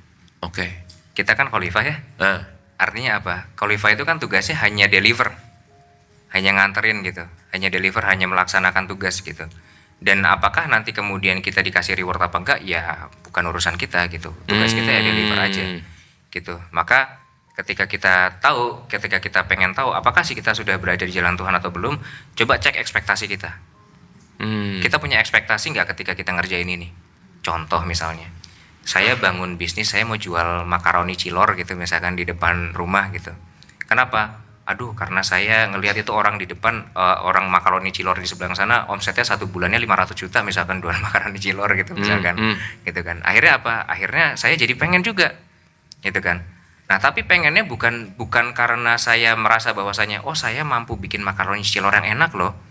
Makaroni cilor saya ini tuh bisa lebih enak, bisa enak banget ini, dan saya bisa kasih harga yang murah sehingga orang-orang tuh bisa nikmatin makaroni cilor saya. Gitu. Motivasinya bukan itu, tapi karena pengen oh itu orang di sana, abang yang di sana jual makaroni cilor omsetnya 500 juta. Saya pengen juga kayak gitu. Oke. Gitu. Jadi Oke. intinya bagaimana kemudian kita tahu bahwasanya apa yang kita kerjakan itu bukan berdasarkan akan syahwat kita, tapi akan sesuatu yang lebih besar daripada diri kita. Gitu. Dan kemarin tuh saya ngobrol sama orang gini Kang Abu. Bagus banget. Jadi dia itu nggak tahu kenapa gitu ya. Semenjak dia itu menjalankan sebuah usaha, tapi omsetnya dari usahanya, penghasilan dari usahanya itu dikasihin ke orang tuanya semua, gitu kan. Usahanya itu gampang aja, lancar aja, gitu. Tapi once kemudian dia mikirin dirinya, dia mikirin saya harus, masa sih saya untuk orang tua doang, saya mau nabung juga, gitu kan. Dia buka cabang baru, gagal Kang Abu, bangkrut, gitu. Karena apa? Karena niatnya sudah berbeda. Oke. Makanya kadang-kadang kita harus tahu ketika kita hidup yang kita perlukan ternyata bukan target loh, tapi niat loh. Kita mau ngelakuin ini tuh untuk siapa sih? Gitu. Nah, ketika kita balik lagi berjalan di jalan Tuhan, apapun yang kita kerjakan pasti yang nomor satu bukan untuk kita. Oke. Pasti bukan untuk kita, pasti Oke. untuk orang lain. Oke. Oke. Tapi ada satu paradoks ya, Mas Rizky ya. Tadi kan bicara bukan untuk kita gitu ya. Kita hidup nggak mungkin nggak punya ekspektasi. Pasti. Betul kan? Pasti. Antara satu jadi motivasi, dia penghasilannya gede, saya mau nih. Dia punya ekspektasi dengan motivasi itu sehingga dia berkarya gitu. Itu satu. Yang kedua, ketika dia buka cabang baru yang tadi, oke, katakanlah, oh ini mungkin dari niat. Tapi kan kita nggak tahu juga mungkin strategi marketingnya nggak bagus gitu misalnya. Benar, dari sisi ikhtiar gitu. benar. Sehingga titik tengah antara mana niat kita, mana usaha kita, mana jalan Tuhan, itu kan kabur. formulasinya Itu kabur sekali. dahsyat gitu. Karena gini, sorry Mas ya. Let's say kita terlalu ya let's say teistik banget gitu. Ini karena Allah. Oh, iya. misalnya. Tapi dianya nggak memperbaiki kualitas gitu. Pun sebaliknya, dia sombong banget karena kualitasku. Akhirnya dia mungkin nggak punya ketenangan jiwa. Akhirnya dia nggak pernah cukup gitu. Nah, pertanyaannya adalah gimana cara kita ada di titik tengah dari semua variabel-variabel yang uncontrollable, yang kita nggak pernah tahu, which is mana yang paling benar, memilih itu gimana sih Mas Rizky? Menarik sekali nih. Jadi gini Kang Abu, kita balik lagi ke cerita tadi yang buka cabang gagal itu tadi ya, gitu. Awalnya mungkin boleh loh kita tuh ngomong bahwasannya oh ini karena Allah nih, gitu kan, karena niat saya nggak baik, gitu. Tapi apakah kemudian habis itu kita tutup? Kan enggak. Gitu kan. Bisa jadi karena Allah, tapi bukan hanya untuk sekedar memperbaiki niat, tapi Allah mau ngajarin loh ke kita bahwasanya oh ini strategi marketingmu kurang bagus, oh ini pemilihan lokasimu, oh ini resepmu kurang kamu jaga. Ini karena kan ketika orang sudah ambisius Kang Abu, itu semua kan dilupakan faktor-faktor itu. Betul. Gitu kan. Betul. Orang sudah mikirnya ya udah yang penting ada duitnya aja, yang penting omsetnya gede gitu. Tapi dia nggak memperhatikan faktor-faktor, oh apakah pelayanannya oke, apakah ini apakah lokasinya strategis, apakah ini. Jadi sudah blur buta semua gitu.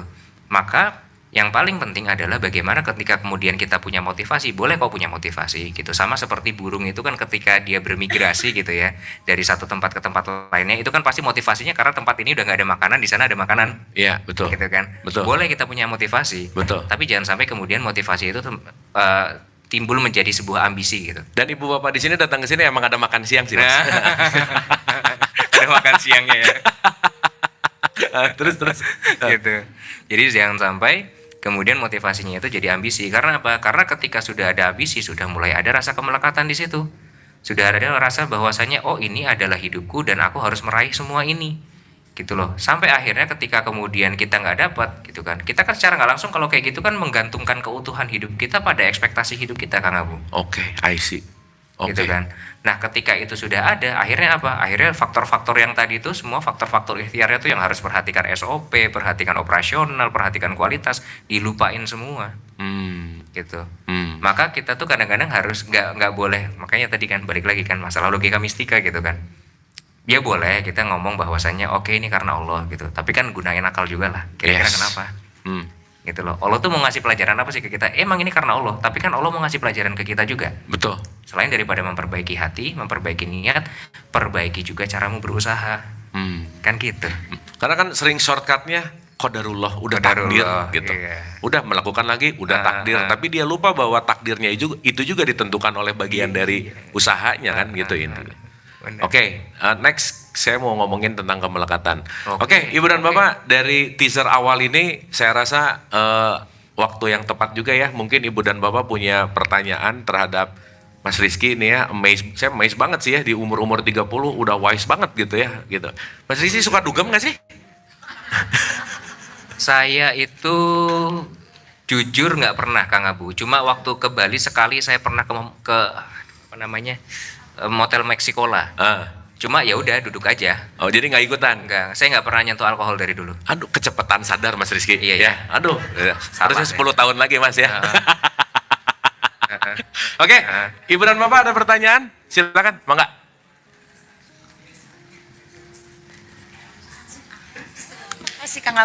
Makasih Kang Abu, Mas Rizky. Aku udah pernah dengar di YouTube-nya sebelumnya ya. Ibu. Pertama yang saya mau tanya, kalau kita ritual kan tetap kan tuh yang 5 waktu itu. Betul. Ini paradoks ya. Kan kita maunya diam, mau komunikasi sama Tuhan yang ada di dalam. Tapi kan kadang suka disibukkan dengan surat-suratnya itu. Nah, saya semenjak sadar nih, saya selalu diam aja. Saya nggak sibuk sama surat-suratnya. Di situ ya saya ritual saya sekarang ini. Nah kalau Mas Rizky tuh seperti apa gitu? Terus kedua waktu kemelekatan, saya juga ngalamin kemelekatan itu sampai sekarang tuh. Saya sih udah di stage yang ikhlas ya. Kalau saya dihutangin orang nih yang nggak nilainya nggak sedikit ya. Tapi boleh nggak kalau saya baik sama dia sampai sekarang hubungan kita masih baik gitu kan, karena dia nggak kabur juga. Boleh nggak sih kalau misalnya ini mungkin nggak sih kalau ini tuh saya kadang saya minta dialirkan aja, bukan kehendak saya, mungkin ya intuisi saya suka berkata kita dilaporin gak ya, dihukum, karena sampai ke asisten saya pun sama dia dibohongin, yang dikasih dipinjam dirayu-rayu sampai pinjol. Jadi kan kok orang ini nggak dikasih pelajaran ya, belum dikasih pelajaran juga ya gitu kan. Tapi saya di stage yang tengah gitu loh, di titik bustok lah istilahnya. Saya nggak marah, saya nggak apa gitu. Sampai hari ini saya ajak, kamu ikut kajian saya yuk, kamu denger deh pengalamannya si Mas Rizky ini loh, tentang dia pernah mengalami ini gitu kan. Sampai saya tuh sampai yang kayak begitu ngajak gitu. Tapi itu saya nggak bukan kehendak saya gitu. Maksudnya saya merasa orang ini perlu nggak ya kita kasih pelajaran dengan saya laporkan begitu. Tapi saya tetap nggak mau dalam keadaan marah, emosi atau apa gitu. Begitu sih. Itu kalau masalah kemelekatannya saya udah di stage yang ikhlas lah gitu. Tapi jangan sampai ada korban-korban yang di sekitaran saya gitu loh. Apakah itu bisa menjadikan pelajaran buat dia dengan saya melakukan seperti itu, tapi tetap kembali ya. Semua kehendak Tuhan aja saya alirkan. Itu aja sih pertanyaannya. Terima kasih. Datang nggak orangnya, Bu? Kita selesaikan secara adat, Bu. Waduh. Oke, satu ya tentang sholat dan ini. Mangga, Mas Soleh. Oke. Monggo. Assalamualaikum warahmatullahi wabarakatuh. Waalaikumsalam warahmatullahi wabarakatuh. Gimana saya bilangnya ya? Saya memang termasuk yang dari dulu itu semenjak di Rumah Putih ini berkali-kali mempertanyakan metode apa yang baik untuk kita terapkan kepada anak-anak. Apa yang saya rasakan semenjak di Rumah Putih ini, bagaimana rasanya supaya itu bisa diterapkan kepada atau dirasakan juga oleh generasi yang paling muda, di bawah kita, di bawah saya gitu. Nah, Mas Rizky ini sama anak saya aja masih tuaan anak saya, ya terus terang aja. Jadi ada mendengar cerita tadi, ada yang menarik buat saya. Pertama harus kepentok dulu, ya. Tapi rasa-rasanya mungkin kita bisa cari jalan lain untuk supaya nggak perlu seperti itu gitu loh ya. Itu yang pertama. Tapi yang ada satu yang ini buat ini saya tuh kepada Mas Rizky. Kalau ngeliat dari nama dan tadi ceritanya itu datang dari keluarga yang sudah Islam dalam konteks identity agama, betul. Ya, sholat nggak tinggal dan sebagainya. Waktu kepentok itu sempat marah, sempat ini, nggak kepikir untuk mencari tahu juga dari Tuhan dari sisi sebelah sana gitu. Itu yang pertama ya. Karena saya mengalami ini, sempat saya berpindah, istilahnya mencari dari sebelah, ya membandingkan. Karena kan kita mana bisa, buat saya tuh kita bisa melihat bahwa ini yang terbaik kalau kita bisa melihat yang lain tuh tidak lebih baik dari yang ini gitu, kurang lebih itu. Kemudian yang kedua itu mengenai masalah untuk mengetahui Tuhanmu siapa, atau Tuhan tuh apa sih, Tuhan apa, Tuhan siapa, bentuknya seperti apa. Itu menarik Mas Rizky statementnya, kenali dulu Tuhanmu saat itu siapa. That's a big thing buat saya gitu loh. Jarang orang bisa melihat, karena kalau kita bertanya, kemarin tuh kapan saya juga sama Kang Abu saya tanya, Tuhan tuh siapa sih sebenarnya? Itu pertanyaan yang bagus banget. Simple jawaban memang semua orang kalau kita tanya pasti he is the creator, that's it. Iya kan? Dia pencipta segala sesuatunya. Betul memang. Tapi kan kalau kita definisikan, kalau saya tanya sama ChatGPT, itu jawabannya panjang banget. Iya benar. Saya bahkan sampai saya stop itu ChatGPT itu. Gitu ya. Saya hanya minta tidak lebih dari 20 kata. Dia kesulitan. Dia kesulitan. Dia kasih jawaban 20 kata, tapi terus udah gitu dia revisi lagi, bukan dia revisi, dia kasih opsi lain, 20 kata lagi. Terus dia revisi lagi, dia kasih 20 kata lagi. Akhirnya udah 60, udah banyak lah jadinya. Gitu ya. Jadi saya tertarik, saya ini banget dengan statementnya tadi. Setiap orang punya pemahaman tentang Tuhan yang berbeda. Allah itu bisa berbeda. Tapi yang paling penting adalah tidak mengkafirkan yang berbeda pandangan. That's that's very ini banget ya. Terus satu lagi yang terakhir itu yang mengenai tafakur. Oke. Itu saya akan coba terapkan sama si Bontot nanti. Kalau boleh lebih dispesifikan, tafakur itu yang bagaimana? Oke. Ya, itu aja sih Kang Abu nuhun. Terima kasih. Kita tepuk tangan dong, Ibu Sarah, Pak Soleh. Pertanyaannya dalam. Oh, Ibu, satu lagi. Ya. Terima kasih. Mudah-mudahan bisa ingat ya. Enggak, ini melanjutkan tadi yang Mbak ini kan tadi Mbak Sarah kan bilang perlu nggak sih yang kayak gitu dikasih pelajaran gitu. Oke. Nah, saya itu pernah mengalami ya sering lah kayak ya dimainkan Pinjemin. orang atau Oke. ditipu boleh dibilang seperti itu gitu. Saya hanya bilang karma nggak akan kemana. Oke. Nanti kan semua itu kan kausalitas gitu. Apa yang kau lakukan itu kan akan berbalik ke dirimu. Ternyata saya mengucap begitu sama teman saya, jangan gitu. Oh. Jangan. Udah kalau memang kita sudah ikhlas, nggak usah dilanjutkan, nggak usah ngomong bahwa karma kemana lah apa. Oke. Udah titik Iya, aja iya, gitu. iya. Ya, Titik aja. Terima kasih. Wah, keren. Mantap. Betul. Makasih, Bu. Ya, Ibu. Gini, kembali kepada pertanyaan Bapak yang di belakang. Oh, iya. Pertanyaan yang terakhir adalah tafakur, ya. Nah, teori mengenai tafakur itu saya sudah banyak mempelajarinya, tapi kok sangat sulit melakukannya. Saya lihat YouTube-nya Mas Rizky, Anda sukses dalam melakukan tafakur ketika belajar meditasi secara Buddhism. Itu yang akan saya ingin tahu karena saya sulit melakukan tafakur. Oke. Itu aja. J, Ibu. Oke. Makasih. Oke, kita tepuk tangan ya. Seru nih pertanyaannya. Jadi rujukannya Mas, kalau saya recap tadi dari pertanyaan-pertanyaan semua tentang 3 hal sama adalah how to. Oke. Tadi kan sholat ngomongin Oke, tentang sholat. pakai surat atau enggak, tafakur gimana, itu how to satu ya. Yang kedua, Pak Soleh bagus banget, gimana ini untuk kita translate ini ke next generation.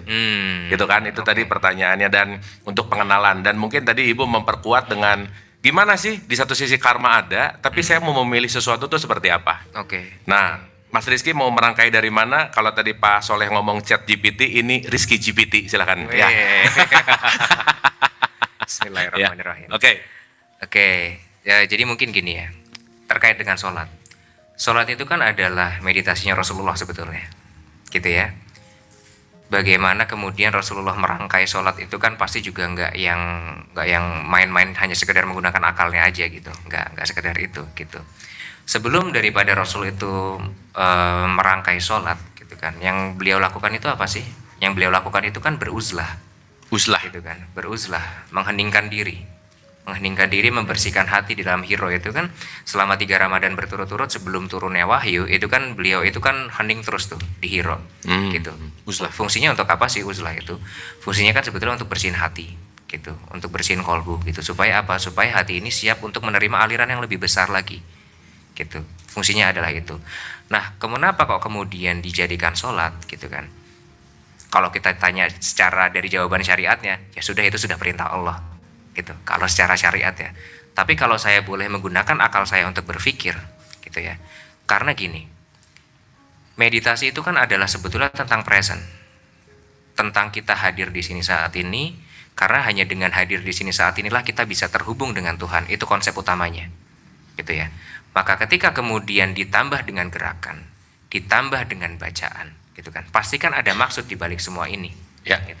Dan ketika kemudian saya menggunakan akal saya untuk berpikir, saya renungkan, saya kontemplasikan, kenapa kok harus ada gerakannya, kenapa kok harus ada surat-suratnya, karena dalam hidup ini kita senantiasa bergerak gitu.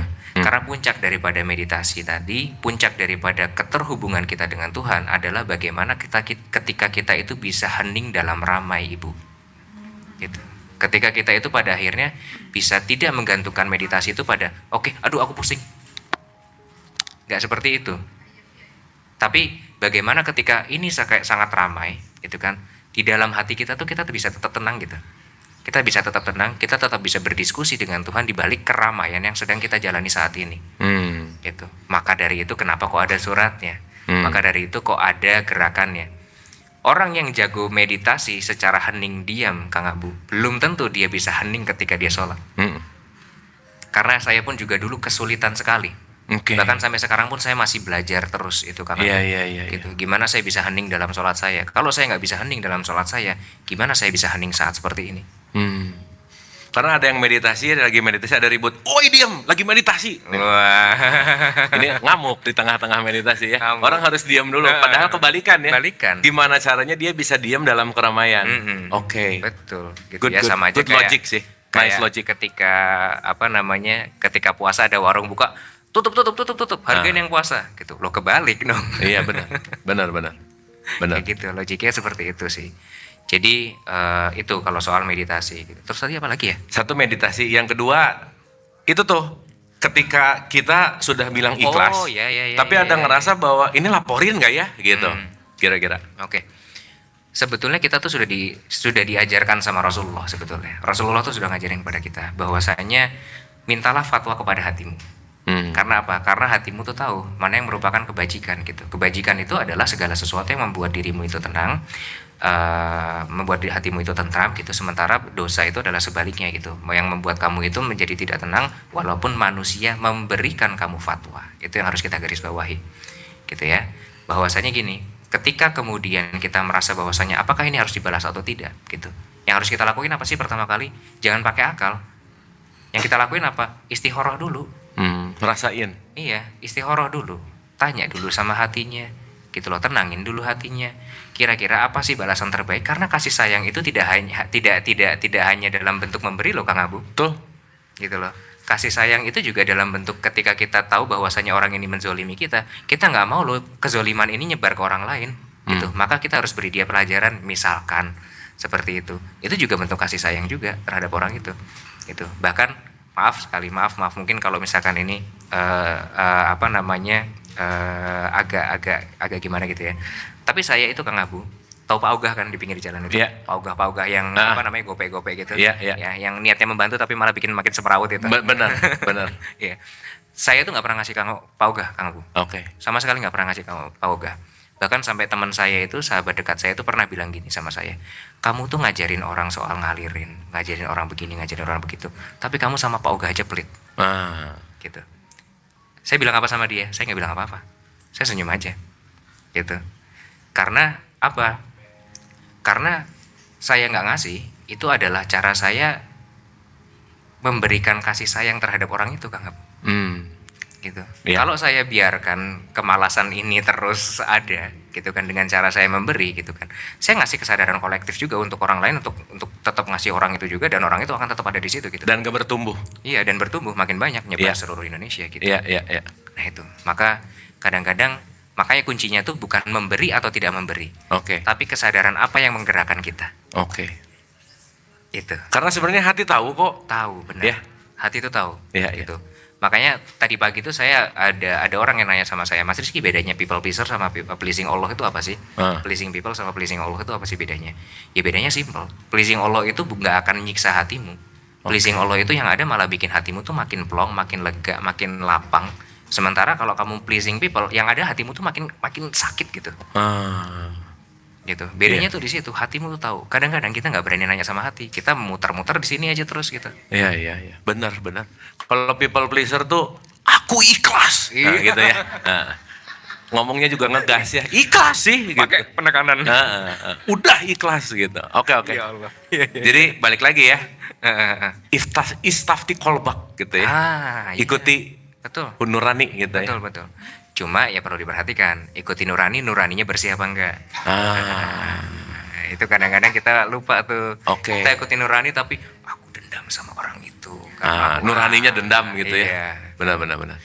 Harus diperhatikan. Tadi tafakur tuh. Ada dua dari Ibu sama Pak Soleh tadi tentang tafakur. Gimana sih real connection Mas Rizky yang bisa dibagiin ke kita? How to cara tafakur yang baik dan benar tuh gimana sih? Saya agak lupa sedikit ayatnya, mungkin Kang Abu bisa ngingetin saya ayatnya. Intinya Allah bilang gini, bahwasanya ulil albab itu adalah orang yang mengingat Allah dalam kondisi duduk, berdiri, berbaring. Apa tuh ayatnya, saya lupa gitu. 3190, 191, 192. boleh dibuka Bapak Ibu. Ya. Kang Abu lebih jago kalau masalah itu. Nggak, Lebih hafal tuh. ingat dikit aja. Lebih. Mau dibaca nggak ayatnya? boleh, Boleh, ya? silakan. Biar kayak pengajian. Iya, boleh. Biar kayak pengajian. Kang Abu tuh bisa aja dong bercandanya loh. Surat 3, 190. A'udzubillahi minasyaitonirrajim. Bismillahirrahmanirrahim. Sesungguhnya inafi holki samawati wal ard, sesungguhnya dalam penciptaan langit dan bumi dan pergantian malam dan siang terdapat tanda-tanda kebesaran Allah bagi orang yang berakal.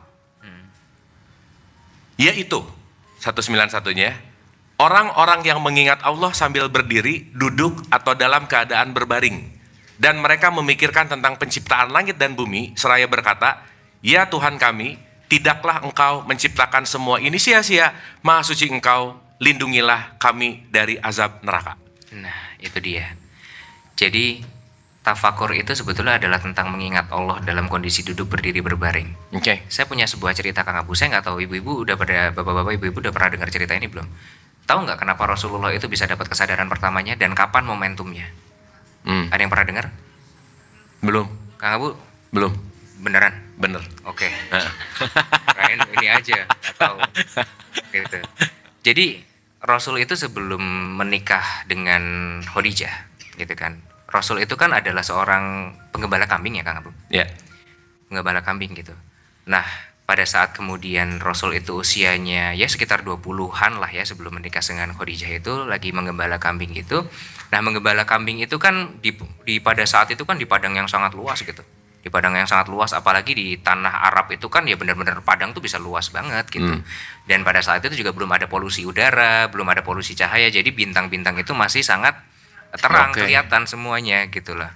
Nah, pada saat itu Rasul itu merenung bahwa beliau itu merasa begini, sambil menggembala kambing, beliau melihat, mengamati bintang-bintang, mengamati langit, melihat bahwasanya, oh ini kok bisa ya bintang-bintang itu begitu beraturan ya. Oke.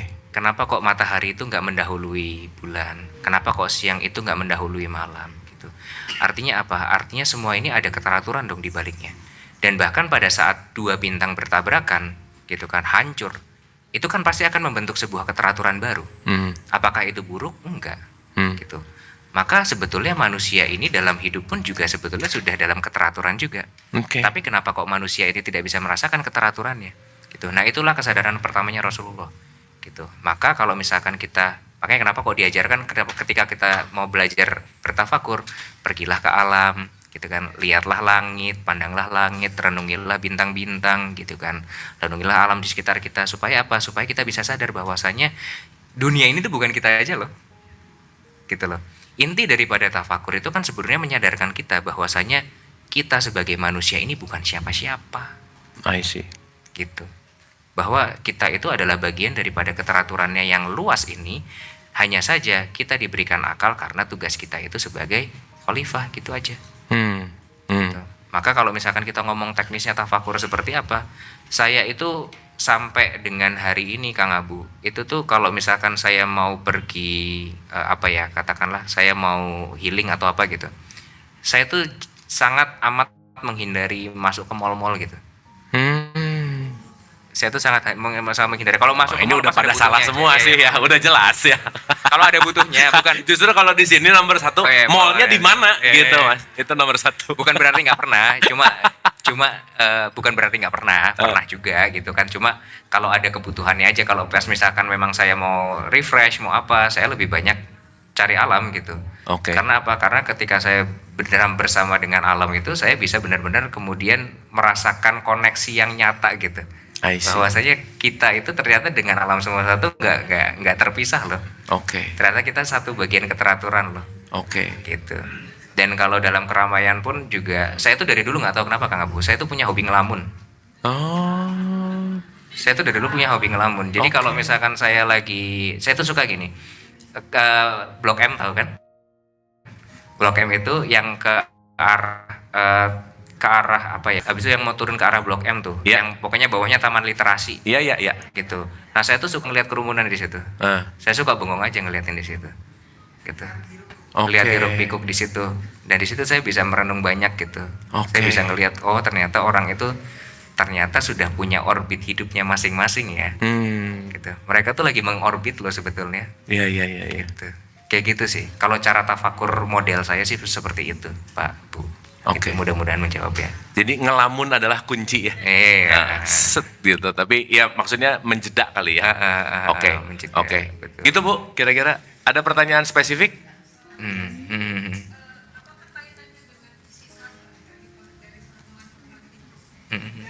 Sorry Bu, pakai ini Bu. Maaf, saya lupa. Gini ya. Iya, tadi dari banyak merenung tadi yang ngelamun segala macam gitu kan. Kaitannya kita dengan tafakurnya untuk dengan Allah, itu kan kalbu kita kan masih ada yang hitam, ada yang bersih, ada yang segala macam gitu kan. Bagaimana melakukan pembersihan kalbu itu supaya tafakur itu lebih menyelam sekali? Itu aja. Oh, deep banget pertanyaannya ini. Bagus nih Mas. Gimana tafakurnya sampai kena banget, nyelemnya dalam banget gitu kira-kira? Kalau diving, kalau mau jawaban yang to the point Bu, kalau mau jawaban yang to the point Bu, tafakurnya pas lagi banyak masalah, pasti dalam banget. Pasti dalam banget. Pas lagi banyak masalah, pas lagi puyeng, pas lagi bener-bener kita semrawut gitu kan, diem aja, itu pasti deep banget. Itu pasti deep banget, dan itu akan mengalir dengan sendirinya. berarti kalau yang kurang dalam kurang masalah hidupnya kali ya. Bisa jadi sih.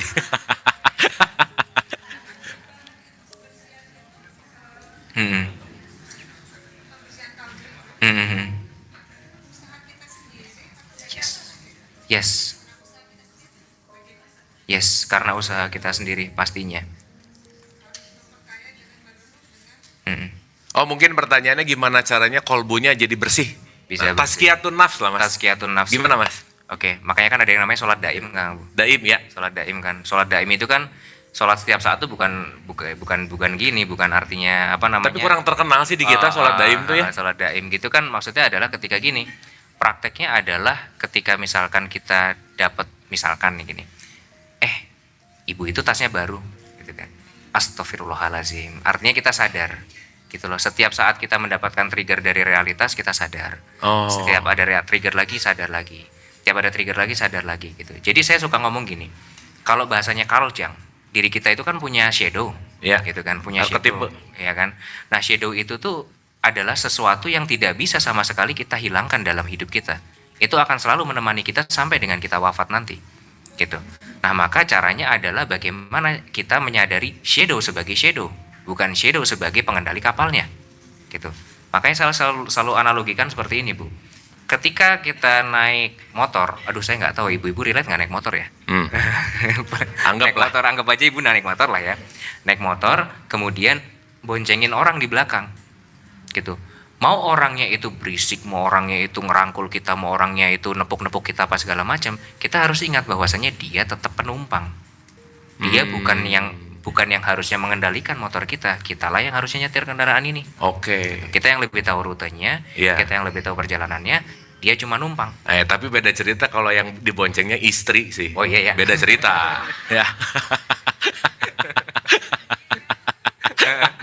Ya terus. Gitu. Maka kita harus bisa itu tadi, gimana caranya kita bisa senantiasa sadar setiap saat bahwasanya ketika kita ada sebuah trigger, kemudian itu ngasih kita sebuah emosi, ngasih kita sebuah amarah, ngasih kita sebuah kegelisahan, ngasih kita kecewaan dan seterusnya, ingat bahwa itu bukan kita, itu shadow kita. Maka kenapa kita harus istighfar? Maka kenapa kok kita harus bertasbih? Ya alasan-alasan seperti itu. Karena itu untuk menyadarkan kita setiap saat. Karena pembersihan kolbu itu, Bu, nggak bisa sekali jadi gitu. Nggak bisa tiba-tiba malam ini meditasi, besok, wah aku sudah cerah. Nggak bisa seperti itu. Gitu. Bahkan dalam uzlahnya, Rasul itu setiap hari, setiap siang itu turun kembali ke masyarakat. Gitu. Jadi nggak yang cuma benar-benar nggak yang ngilang aja dari masyarakat, tidak. Gitu. Tapi beliau pun juga tetap turun. Beliau pun tetap berbaur ke masyarakat, tetap mengerjakan aktivitas perdagangan sehari-hari, gitu kan. Dan itu kan yang kita saat ini jalani juga sama kayak gitu. Gitu kan. Artinya proses itu bukan proses yang apa sih ngomongnya parsial gitu ya. Tapi sebuah proses yang paralel gitu, berjalan bersama gitu. Gitu. Dan kalau bingung gimana cara bersihin kolbu, tanya aja sama Allah, Bu. Nanti dikasih ujiannya pasti. Dikasih ujiannya? Iya, mending enggak ya.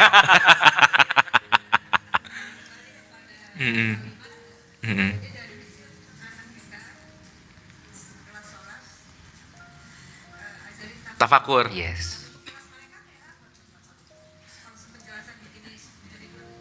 Kayak misalnya anak-anak SD, SMP, tapi mungkin sesuai dengan kadarnya juga kali ya. Sesuai dengan kadarnya pasti. Saya kalau ngejelasin spesifiknya belum berani dan saya belum tahu karena anak saya pun juga masih bayi nih yang baru lahir. Gitu. Saya belum berani. Karena saya nggak berani ngomong sesuatu yang bukan pengalaman saya. Ini sekarang anak berapa bulan? Baru 2 minggu. Oh, baru 2 minggu. Oh iya. Kita tepuk tangan lo dong ini. Bapak baru. Iya. Laki-laki. Ya makanya masih diobservasi di Cipto. Karena harus make sure benar-benar nggak. Tapi aman, Mas. So far aman. Oke. So far aman. Oke. Wah, mantap. Gitu Bu, sementara ya, nanti kita bahas ya. Ibu, punten. Gimana? Assalamualaikum warahmatullahi wabarakatuh. Iya, waalaikumsalam warahmatullahi wabarakatuh. Mas Rizky, terima kasih kedatangannya ke sami-sami. Rumah Putih, rumah oma-oma dan opa-opa juga. Saya menganggap dari ceritanya Mas Rizky orang yang mendapat karunia yang besar sekali, Al-Kautsar. Insya Allah. Dalam usia muda sudah diberi kesadaran, kita yang sudah di atas 70 belajarnya sampai udah 98 kali ya, udah hampir 100 kali. Kaget loh aku loh. Dari Kang Abu yang ngajarin kita, anak kita yang tua-tua diajarin. Tapi saya merasa bahwa Kang Abu ini memang disuruh sama Allah ngajarin kita, karena dulunya dosa. Dulu biksu yang suka menyesatkan orang. Jadi sekarang mesti bales nyadarin orang. Gitu ya. Bener ya. Dan itu karunia yang luar biasa buat Kang Abu. Tapi buat Mas Rizky diberi kesadaran di umur-umur kayak kita melihat Bung Karno, umur 27 tahun udah bisa mikir Nusantara. Karena 27 tahun saya masih main engklek, main dampu, mainnya. Dia udah mikirin Indonesia Raya gitu ya. Nah, ini saya cerita kenapa saya mau nanya sesuatu, tapi saya juga pingin kasih komentar tentang Kang Abu yang bikin saya tuh hatinya kena sekali. Mengenai ritual.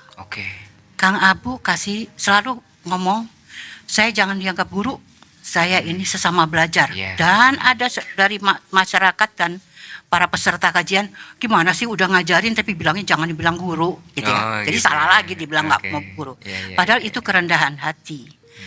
Kang Abu ngomong, berbuat sesuatu dengan nyaman. Aduh, Kang Abu, itu dahsyat sekali buat saya. Nyaman itu apa? Berarti apapun yang kita lakukan, gembira, Kang Abu. Datang ke Rumah Putih, mau berangkat ke Rumah Putih udah seneng. Mau ke kajian lain bingung, aduh ibu-ibu nanti lihat baju gue gimana nih jelek. Nah, di sini enggak. Di Rumah Putih ini saya terima kasih sama Unitia dan Kak Mas Hiram. Tidak ada yang menonjolkan diri. Padahal dia profesor, dia doktor, dia. Tapi semuanya tuh kalau udah ngeliat Kang Abu, aduh gitu, ngeliat Kang Abu tuh, wah gitu. Saya bilang, Kang Abu. Gitu, Bu, ya? Kang Abu nih penggemarnya oma-oma sama udah nenek-nenek.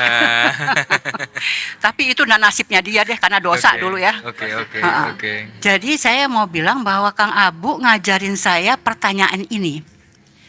Kalau kita dikasih nyaman atau mencari nyaman, berbuat sesuatu ya Mas, berarti ritual kita juga nyaman dong.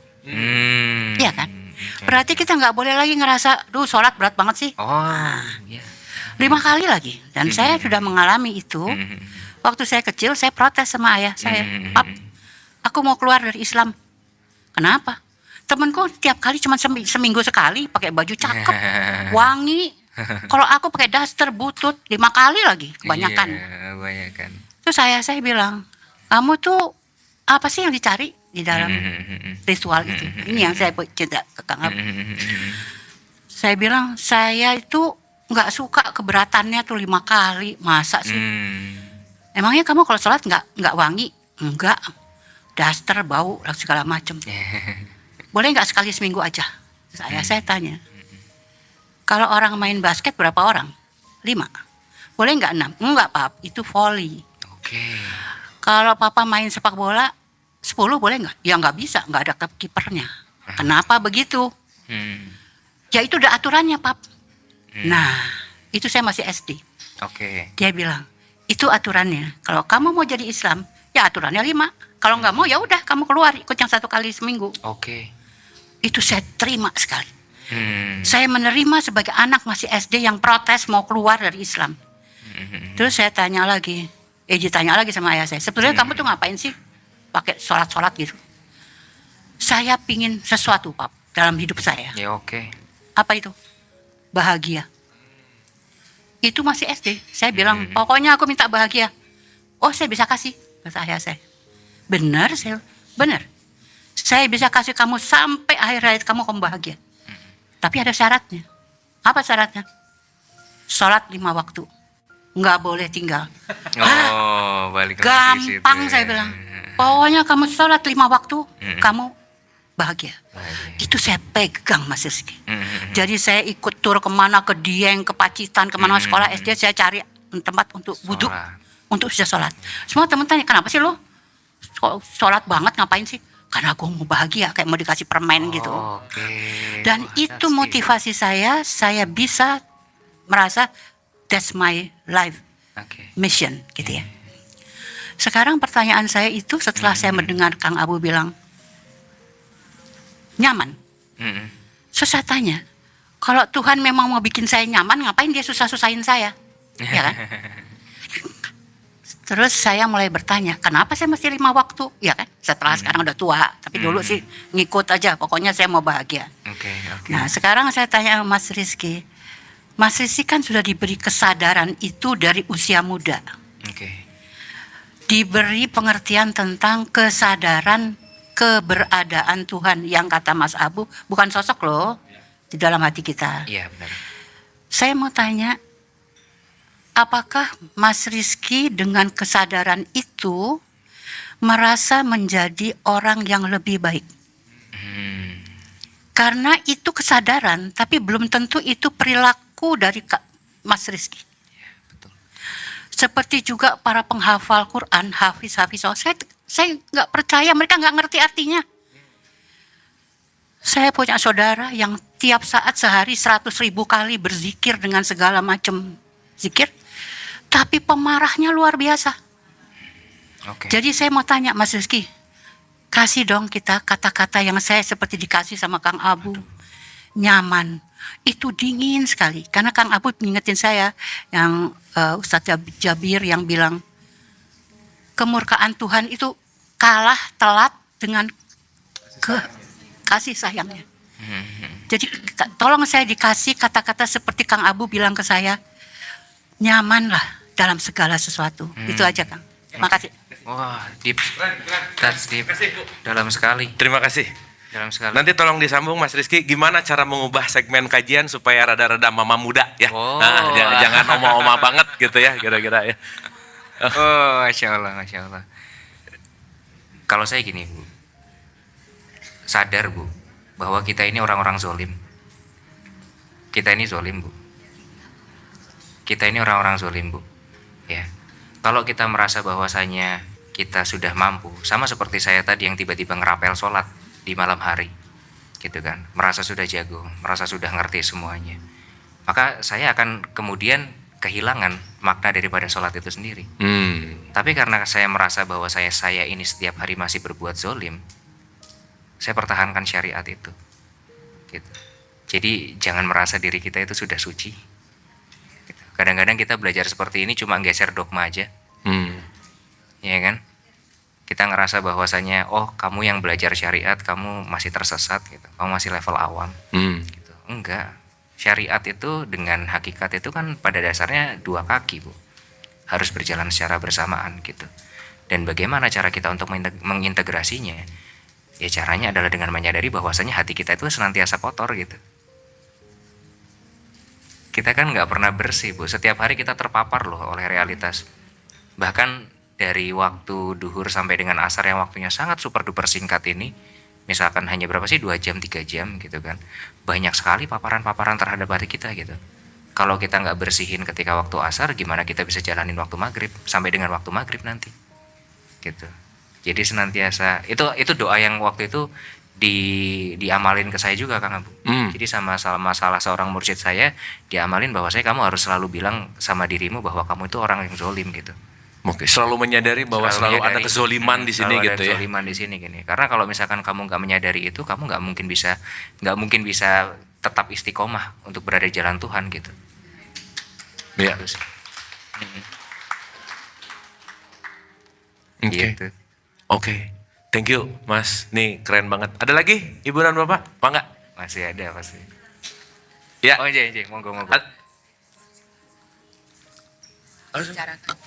Mas Rizky itu selalu membicarakan, karena aku follow IG-nya ya. Oh iya. Abundance. Oke. Tolong jelaskan kepada ibu-ibu di sini dan bapak-bapak tentang abundance. Tentang abundance. Thank you. Enggak, Pak. Punten. Assalamualaikum warahmatullahi wabarakatuh. Waalaikumsalam warahmatullahi wabarakatuh. Mungkin saya sedikit beda dengan Mas Rizky. Cuman beda banyak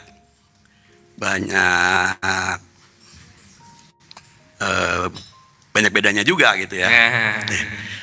Jadi Mas Rizky usia 30 tahun. Tadi Pak Mas Abu, Kang Abu, Mas Rizky suka dugem nggak? Gitu ya. Nah itu usia segitu 30 tahun itulah dugemnya saya. Oke. Selama Lagi 30 tahun ya. Jadi mungkin saya juga mengalami ya sampai terdampar di sini juga itu ada suatu proses ya. Iya. Jadi mungkin seperti yang saya sedikit testimoni gitu ya dengan ibu itu. Ya. Jadi saya tuh sampai belajar namanya perjalanan ya. Ketemu siapa. Jadi kalau ada nggak usah mikir gitu. Iya, betul. Nggak usah mikir. Jadi saya misalnya ada dana saya yang di luar gitu ya, mau saya tagih, nggak usah mikir, nggak usah ditagih gitu. Nah, gimana saya mau melanjutkan gitu ya? Saya berpikir dulu hanya pakai logika kan ya. Oke. Akhirnya saya membaca postingan, lepaslah, gitu ya. Ternyata setelah, jadi saya berangkat dari ini nih, dari kejadian saya kehilangan istri. Di usia saya 58 ya. Jadi terus juga di saat itu saya ada suatu proses yang dimana saya mempidanakan orang karena masalah tanah gitu ya, masalah lahan. Akhirnya kok berbalik ke saya lagi gitu loh masalah itu. Terus akhirnya sampai saya itu habis. Jadi capek gitu ngurusin begitu ya. Tapi karena dulu kan hanya saya nggak salah gitu loh. Tapi setelah saya berpikir mendapatkan suatu yang itulah nggak usah mikir. Ternyata setelah melepaskan semuanya itu nggak lama masalah-masalah itu tuh kembali gitu, bagus gitu ya, membaik gitu ya. Karena benar-benar saya udah di ujung nadir gitu loh, Pak. Udah nggak harus mau ngapa-ngapain gitu ya. Finansial juga udah habis gitu ya. Nah itu ternyata semuanya membaik gitu ya. Cuman yang jadi tadi seperti yang diving itu ya, itu saya juga mengalami gitu ya. Jadi harus kurang dalam gitu ya. Ternyata setelah dalam itu emang munculnya Jadi kayak inilah saya seperti kondisinya itu seperti bola bekel gitu loh. Jadi semakin dipantulin ke bawah itu ya. Jadi katanya kalau mau dapat apa ya naikin derajat itu lo seperti harus dibuang gitu, seperti bola bekel dipukul keras baru bisa muncul gitu. Ternyata lambat laun saya belajar dari itu, ya benar juga gitu loh. Gitu namanya melepaskan, lepas benar-benar lepas los gitu ya. Terus dengan sudah tidak harus mikir, ya itu terasa gitu loh. Mungkin pertanyaan saya, sekarang saya itu justru mengalami suatu hal yang nyaman gitu loh. Jadi saya nyamannya gini. Jadi saya belajar dapat kesimpulan ada dan tidak ada harus bahagianya sama gitu loh. Itu sih sebenarnya. Itu aja. Teman-teman, kita tepuk tangan dulu dong. Sekali lagi terima kasih. Jadi pertanyaan yang pertama tadi tentang abundance, apa itu abundance, bagaimana abundance. Yang kedua tentang konteks, udah belajar kesana kesini, loncat, wah itu roller coaster, tapi poinnya adalah mau ada mau enggak tetap mengalami kebahagiaan yang sama. Mungkin direspon Mas Rizky, silakan. Yang pertama masalah yang kenyamanan dulu aja deh. Iya. Sebetulnya tidak ada yang salah dengan kenyamanan, Pak. Yang salah itu adalah ketika kita terlena dengan kenyamanan. Sebetulnya itu yang menjadi masalah. Karena apa? Karena ketika kita sudah terlena akan kenyamanan, kita jadi lupa bahwasanya kenyamanan ini pun juga bahasa Tuhan sebetulnya. Jadi gini, ketika seseorang dihadapkan oleh dua realitas yang berbeda, satu realitas ngasih kebahagiaan, satu realitas ngasih kesedihan atau kekecewaan, orang lebih mau belajar yang mana? Kalau milih, happy. Iya kan? Enggak, orang itu lebih mau nyari tahu, lebih mau lebih mau mencari Tuhan. Saat menderita. Saat menderita kan? Yeah. Saat dia lagi sedih-sedihnya kan, gitu kan? Ya, kenapa kok orang itu nggak melakukan hal yang sama ketika dia berbahagia? Karena apa? Karena dia sudah terlena oleh kebahagiaannya, gitu. Maka tidak ada yang salah dengan kebahagiaan, tidak ada yang salah dengan kenyamanan. Ketika kita menyaman tapi kita ngerasa hampa, mungkin yang salah adalah bagaimana kita memandang kebahagiaan atau kenyamanan kita. Kita merasa bahwasannya kebahagiaan ini adalah reward dari Tuhan. Saya nggak perlu ngapa-ngapain lagi, saya cukup ongkang-ongkang kaki, duduk diam, tenang sampai mati selesai, gitu.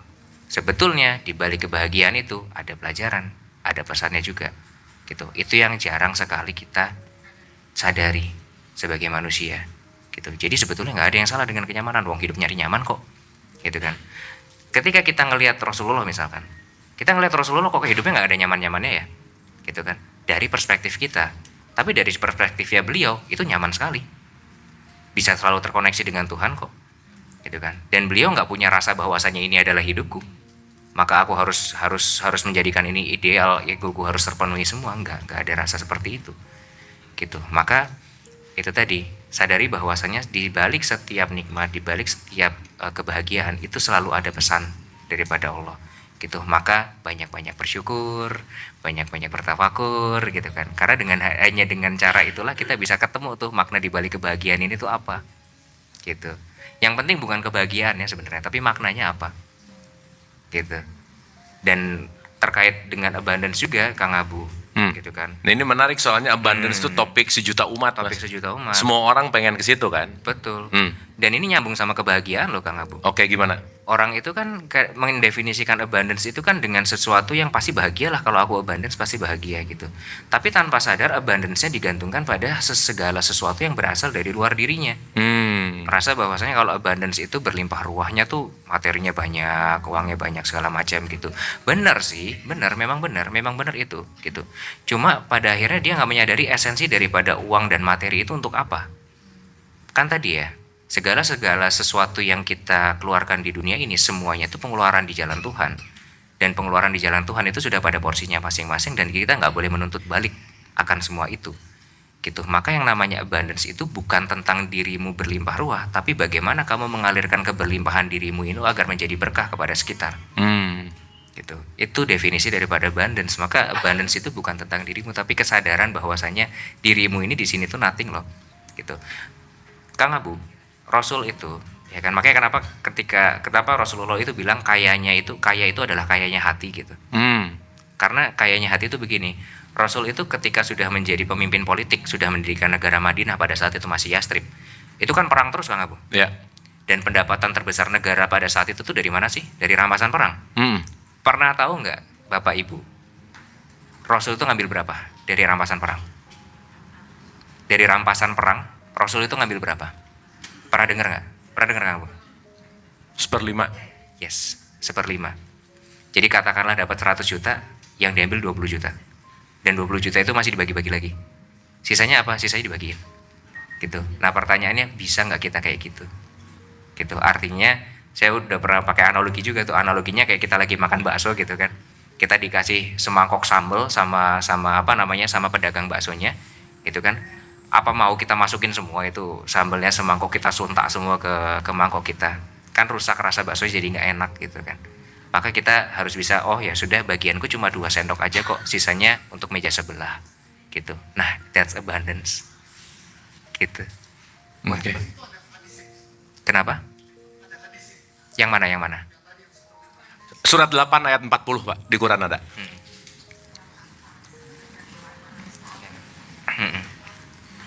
Itu. Jadi gimana abundance, boleh conclusionnya gimana tadi terakhir? Jadi abundance itu adalah tentang bagaimana kita itu menjadi seseorang yang kaya tapi kayanya hati. Oke. Gitu. Oke. Bukan seseorang yang kaya karena berlimpah materi yang kemudian kita menggantungkan kebahagiaan kita pada materi, ya kan? Tapi kita bisa sadar bahwasanya segala materi yang dialirkan kepada kita, yang telah termanifestasi dalam hidup kita, itu semua punya peranannya masing-masing. Gitu. Dan nggak semuanya tuh punya kita. Gitu. Kan kita khalifah tadi. Gitu kan. Jadi nggak semuanya punya kita. Bisa jadi yang punya kita cuma katakanlah penghasilan kita 100 juta gitu sebulan. Yang punya kita cuma 10 juta. Gitu. Sisanya buat apa? Ya buat orang lain mungkin. Bisa buat anak, bisa buat istri, bisa buat tetangga kita, bisa buat siapapun gitu. Gitu. Intinya di situ. Gitu. Maka kadang-kadang kita harus merasa bahwasanya segala sesuatu yang ada di dunia ini nggak penting, Kang Abu. Gitu. Okay. Ketika kita ngerasa segala sesuatu di dunia ini nggak penting, kita jadi nggak punya rasa melekat terhadap apapun itu. Gitu. Jadi ketika dapat pun juga alirin gitu. Kita nggak jadi yang jadi seseorang yang pengen menimbun harta karena kita cinta akan harta gitu. Itu sih. Oke. Ini suratnya ini ya, Ibu dan Bapak ya. Kita baca ya. Yes. Dan jika mereka berpaling, 8:40-41 bagus nih. Maka ketahuilah bahwa sesungguhnya Allah pelindungmu, Dia adalah sebaik-baik pelindung dan sebaik-baik penolong. Dan ketahuilah sesungguhnya segala yang kamu peroleh sebagai rampasan perang, maka 1/5 untuk Allah. Gitu. Rasul, kerabat Rasul, anak yatim, orang miskin, ibnu sabil, demikian. Jika kamu beriman kepada Allah dan kepada apa yang kamu turunkan kepada hamba kami di hari Furqan, yaitu pada hari bertemunya 2 pasukan Allah Maha Kuasa atas segala sesuatu. Jadi basically abundance bukan seberapa banyak aku terus menambah keberlimpahan, Betul. tapi menjadi mengalirkan kepada konteksnya adalah kebermanfaatan kali ya. Betul. Karena kan hidup kan harusnya rahmatan lil alamin, Kang Abu. Oke. Gitu kan. Jadi tujuan kita hidup kita, makanya kenapa dikatakan bahwasanya orang yang banyak hartanya itu hisapnya paling lama. Banyak harta hisap paling lama. Iya, hisapnya kan paling lama kan, yang banyak hartanya. Orang kaya itu kan hisapnya paling lama. Itu. Karena apa? Karena hartanya kepemilikan. Sementara harta itu kan fasilitas sebetulnya. Fasilitas kita hidup gitu. Sama aja kayak kita field trip gitu, Kang Abu. Waktu dulu zaman sekolah gitu, field trip misalkan ke Bali atau kemana gitu, dibekelin sama orang tua kita. Nih mama kasih 100.000 ya. Gitu. Nanti gunakan sebaik-baiknya ya, jangan jajan sembarangan. Gitu. Nah, bisa nggak kita menjaga amanah itu gitu? Nah, harta tuh seperti itu sebetulnya. Jadi bukan seberapa banyak yang kita bisa dapatkan, tapi seberapa banyak yang bisa kita manfaatkan. Okay. Even Rasulullah aja sebelum wafat aja 5 dinar aja disedekahin kan sama beliau. Gitu. Oke. Thank you. Kita boleh tepuk tangan sama Mas Rizky. Tadinya mau nanya kemelekatan, tapi kita udah jam 12, Mas. Udah azan ya? Jam 12 tuh udah mulai rada nggak konsentrasi, Mas ya. Nah, soalnya soto udah ada di belakang biasanya gitu ya. Oke, kayaknya kita harus ngundang lagi Mas Rizky ya, Ibu dan Bapak ya, dengan topik-topik yang lebih spesifik. Jadi hari ini introduction. Hari ini icip-icip gitu. Jadi luar biasa. Sebagai penutup, Mas Rizky, final statement episode pertama di Rumah Putih, apa yang ingin Mas Rizky sampaikan dari semua obrolan kita gitu, silakan. dari semua obrolan kita ya Kang Abu. Intinya kembali ke pembahasan kita di awal tadi, bahwa hidup ini bukan tentang kita. Itu adalah salah satu hal yang harus senantiasa kita mungkin bisa dibilang afirmasikan lah ya ke dalam diri kita gitu. Agar apa sih? Agar setidaknya kita berlindung dari ego-ego kita. Kita berlindung dari rasa aku-aku yang kemudian ingin mengendalikan hidup ini gitu. Bahwa sebetulnya hidup ini tuh bukan milik kita, hidup ini milik Tuhan, dan Tuhan sudah punya skenario apa yang ingin Tuhan alami lewat hidup ini gitu. Maka anggaplah diri ini nggak penting gitu kan. Anggaplah bahwasanya semua ini bukan tentang kita gitu. Maka dengan itu kita bisa menjalankan hidup ini dengan lebih bermakna lagi gitu. Mungkin Kang Abu, Bapak, Ibu, terima kasih. Oke, tepuk tangan buat Mas Rizky. Mas, terima kasih banyak. Sami-sami. Dapat sesuatu yuk Bapak. Seru ya. Kita dapat insight-nya, spiritnya luar biasa. Jadi ingat masa muda pokoknya ya. Boleh dikasih trik nggak Kang Abu? Saya tuh dari kemarin penasaran pengen minta itu sebenarnya. Bisa diajarin satu nggak gitu? Ya, nanti abis ini ya. Oke, Ibu dan Bapak, terima kasih. Kita hari ini bersyukur ya menikmati banyak aliran. Dan sebelum kita tutup foto-foto dan makan siang, kita tutup dengan hening sejenak untuk bersyukur, berterima kasih atas semua nikmat Allah yang tidak pernah kita bisa ukur-ukur, nggak pernah bisa kita hinggakan, sesuatu yang nggak pernah bisa kita hitung-hitung. Oleh karena itu kita hanya bersyukur, berterima kasih, membuka hati kita, berserah seutuh-utuhnya. Al-Hadiniyah, Al-Fatihah. A'udzubillahi minasyaitonir rajim. Alhamdulillahirabbil alamin.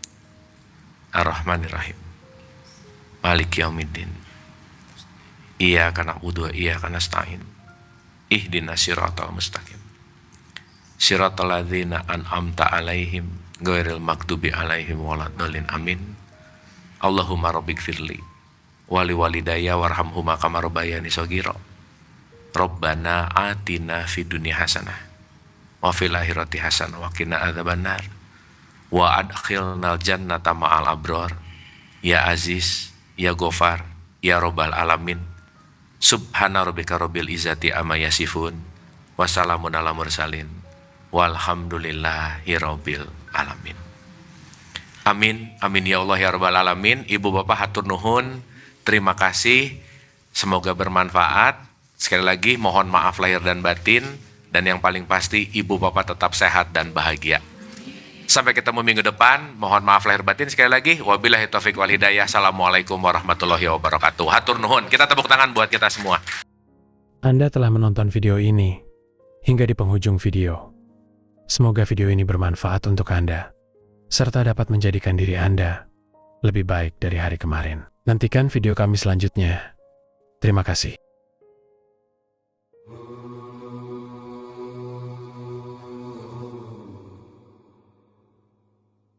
Bukan dari Adam, Hawa, taman surgawi atau Firdaus. Tempatku tidak bertempat, jejakku tidak berjejak. Baik raga maupun jiwaku, semuanya adalah kehidupan kekasihku.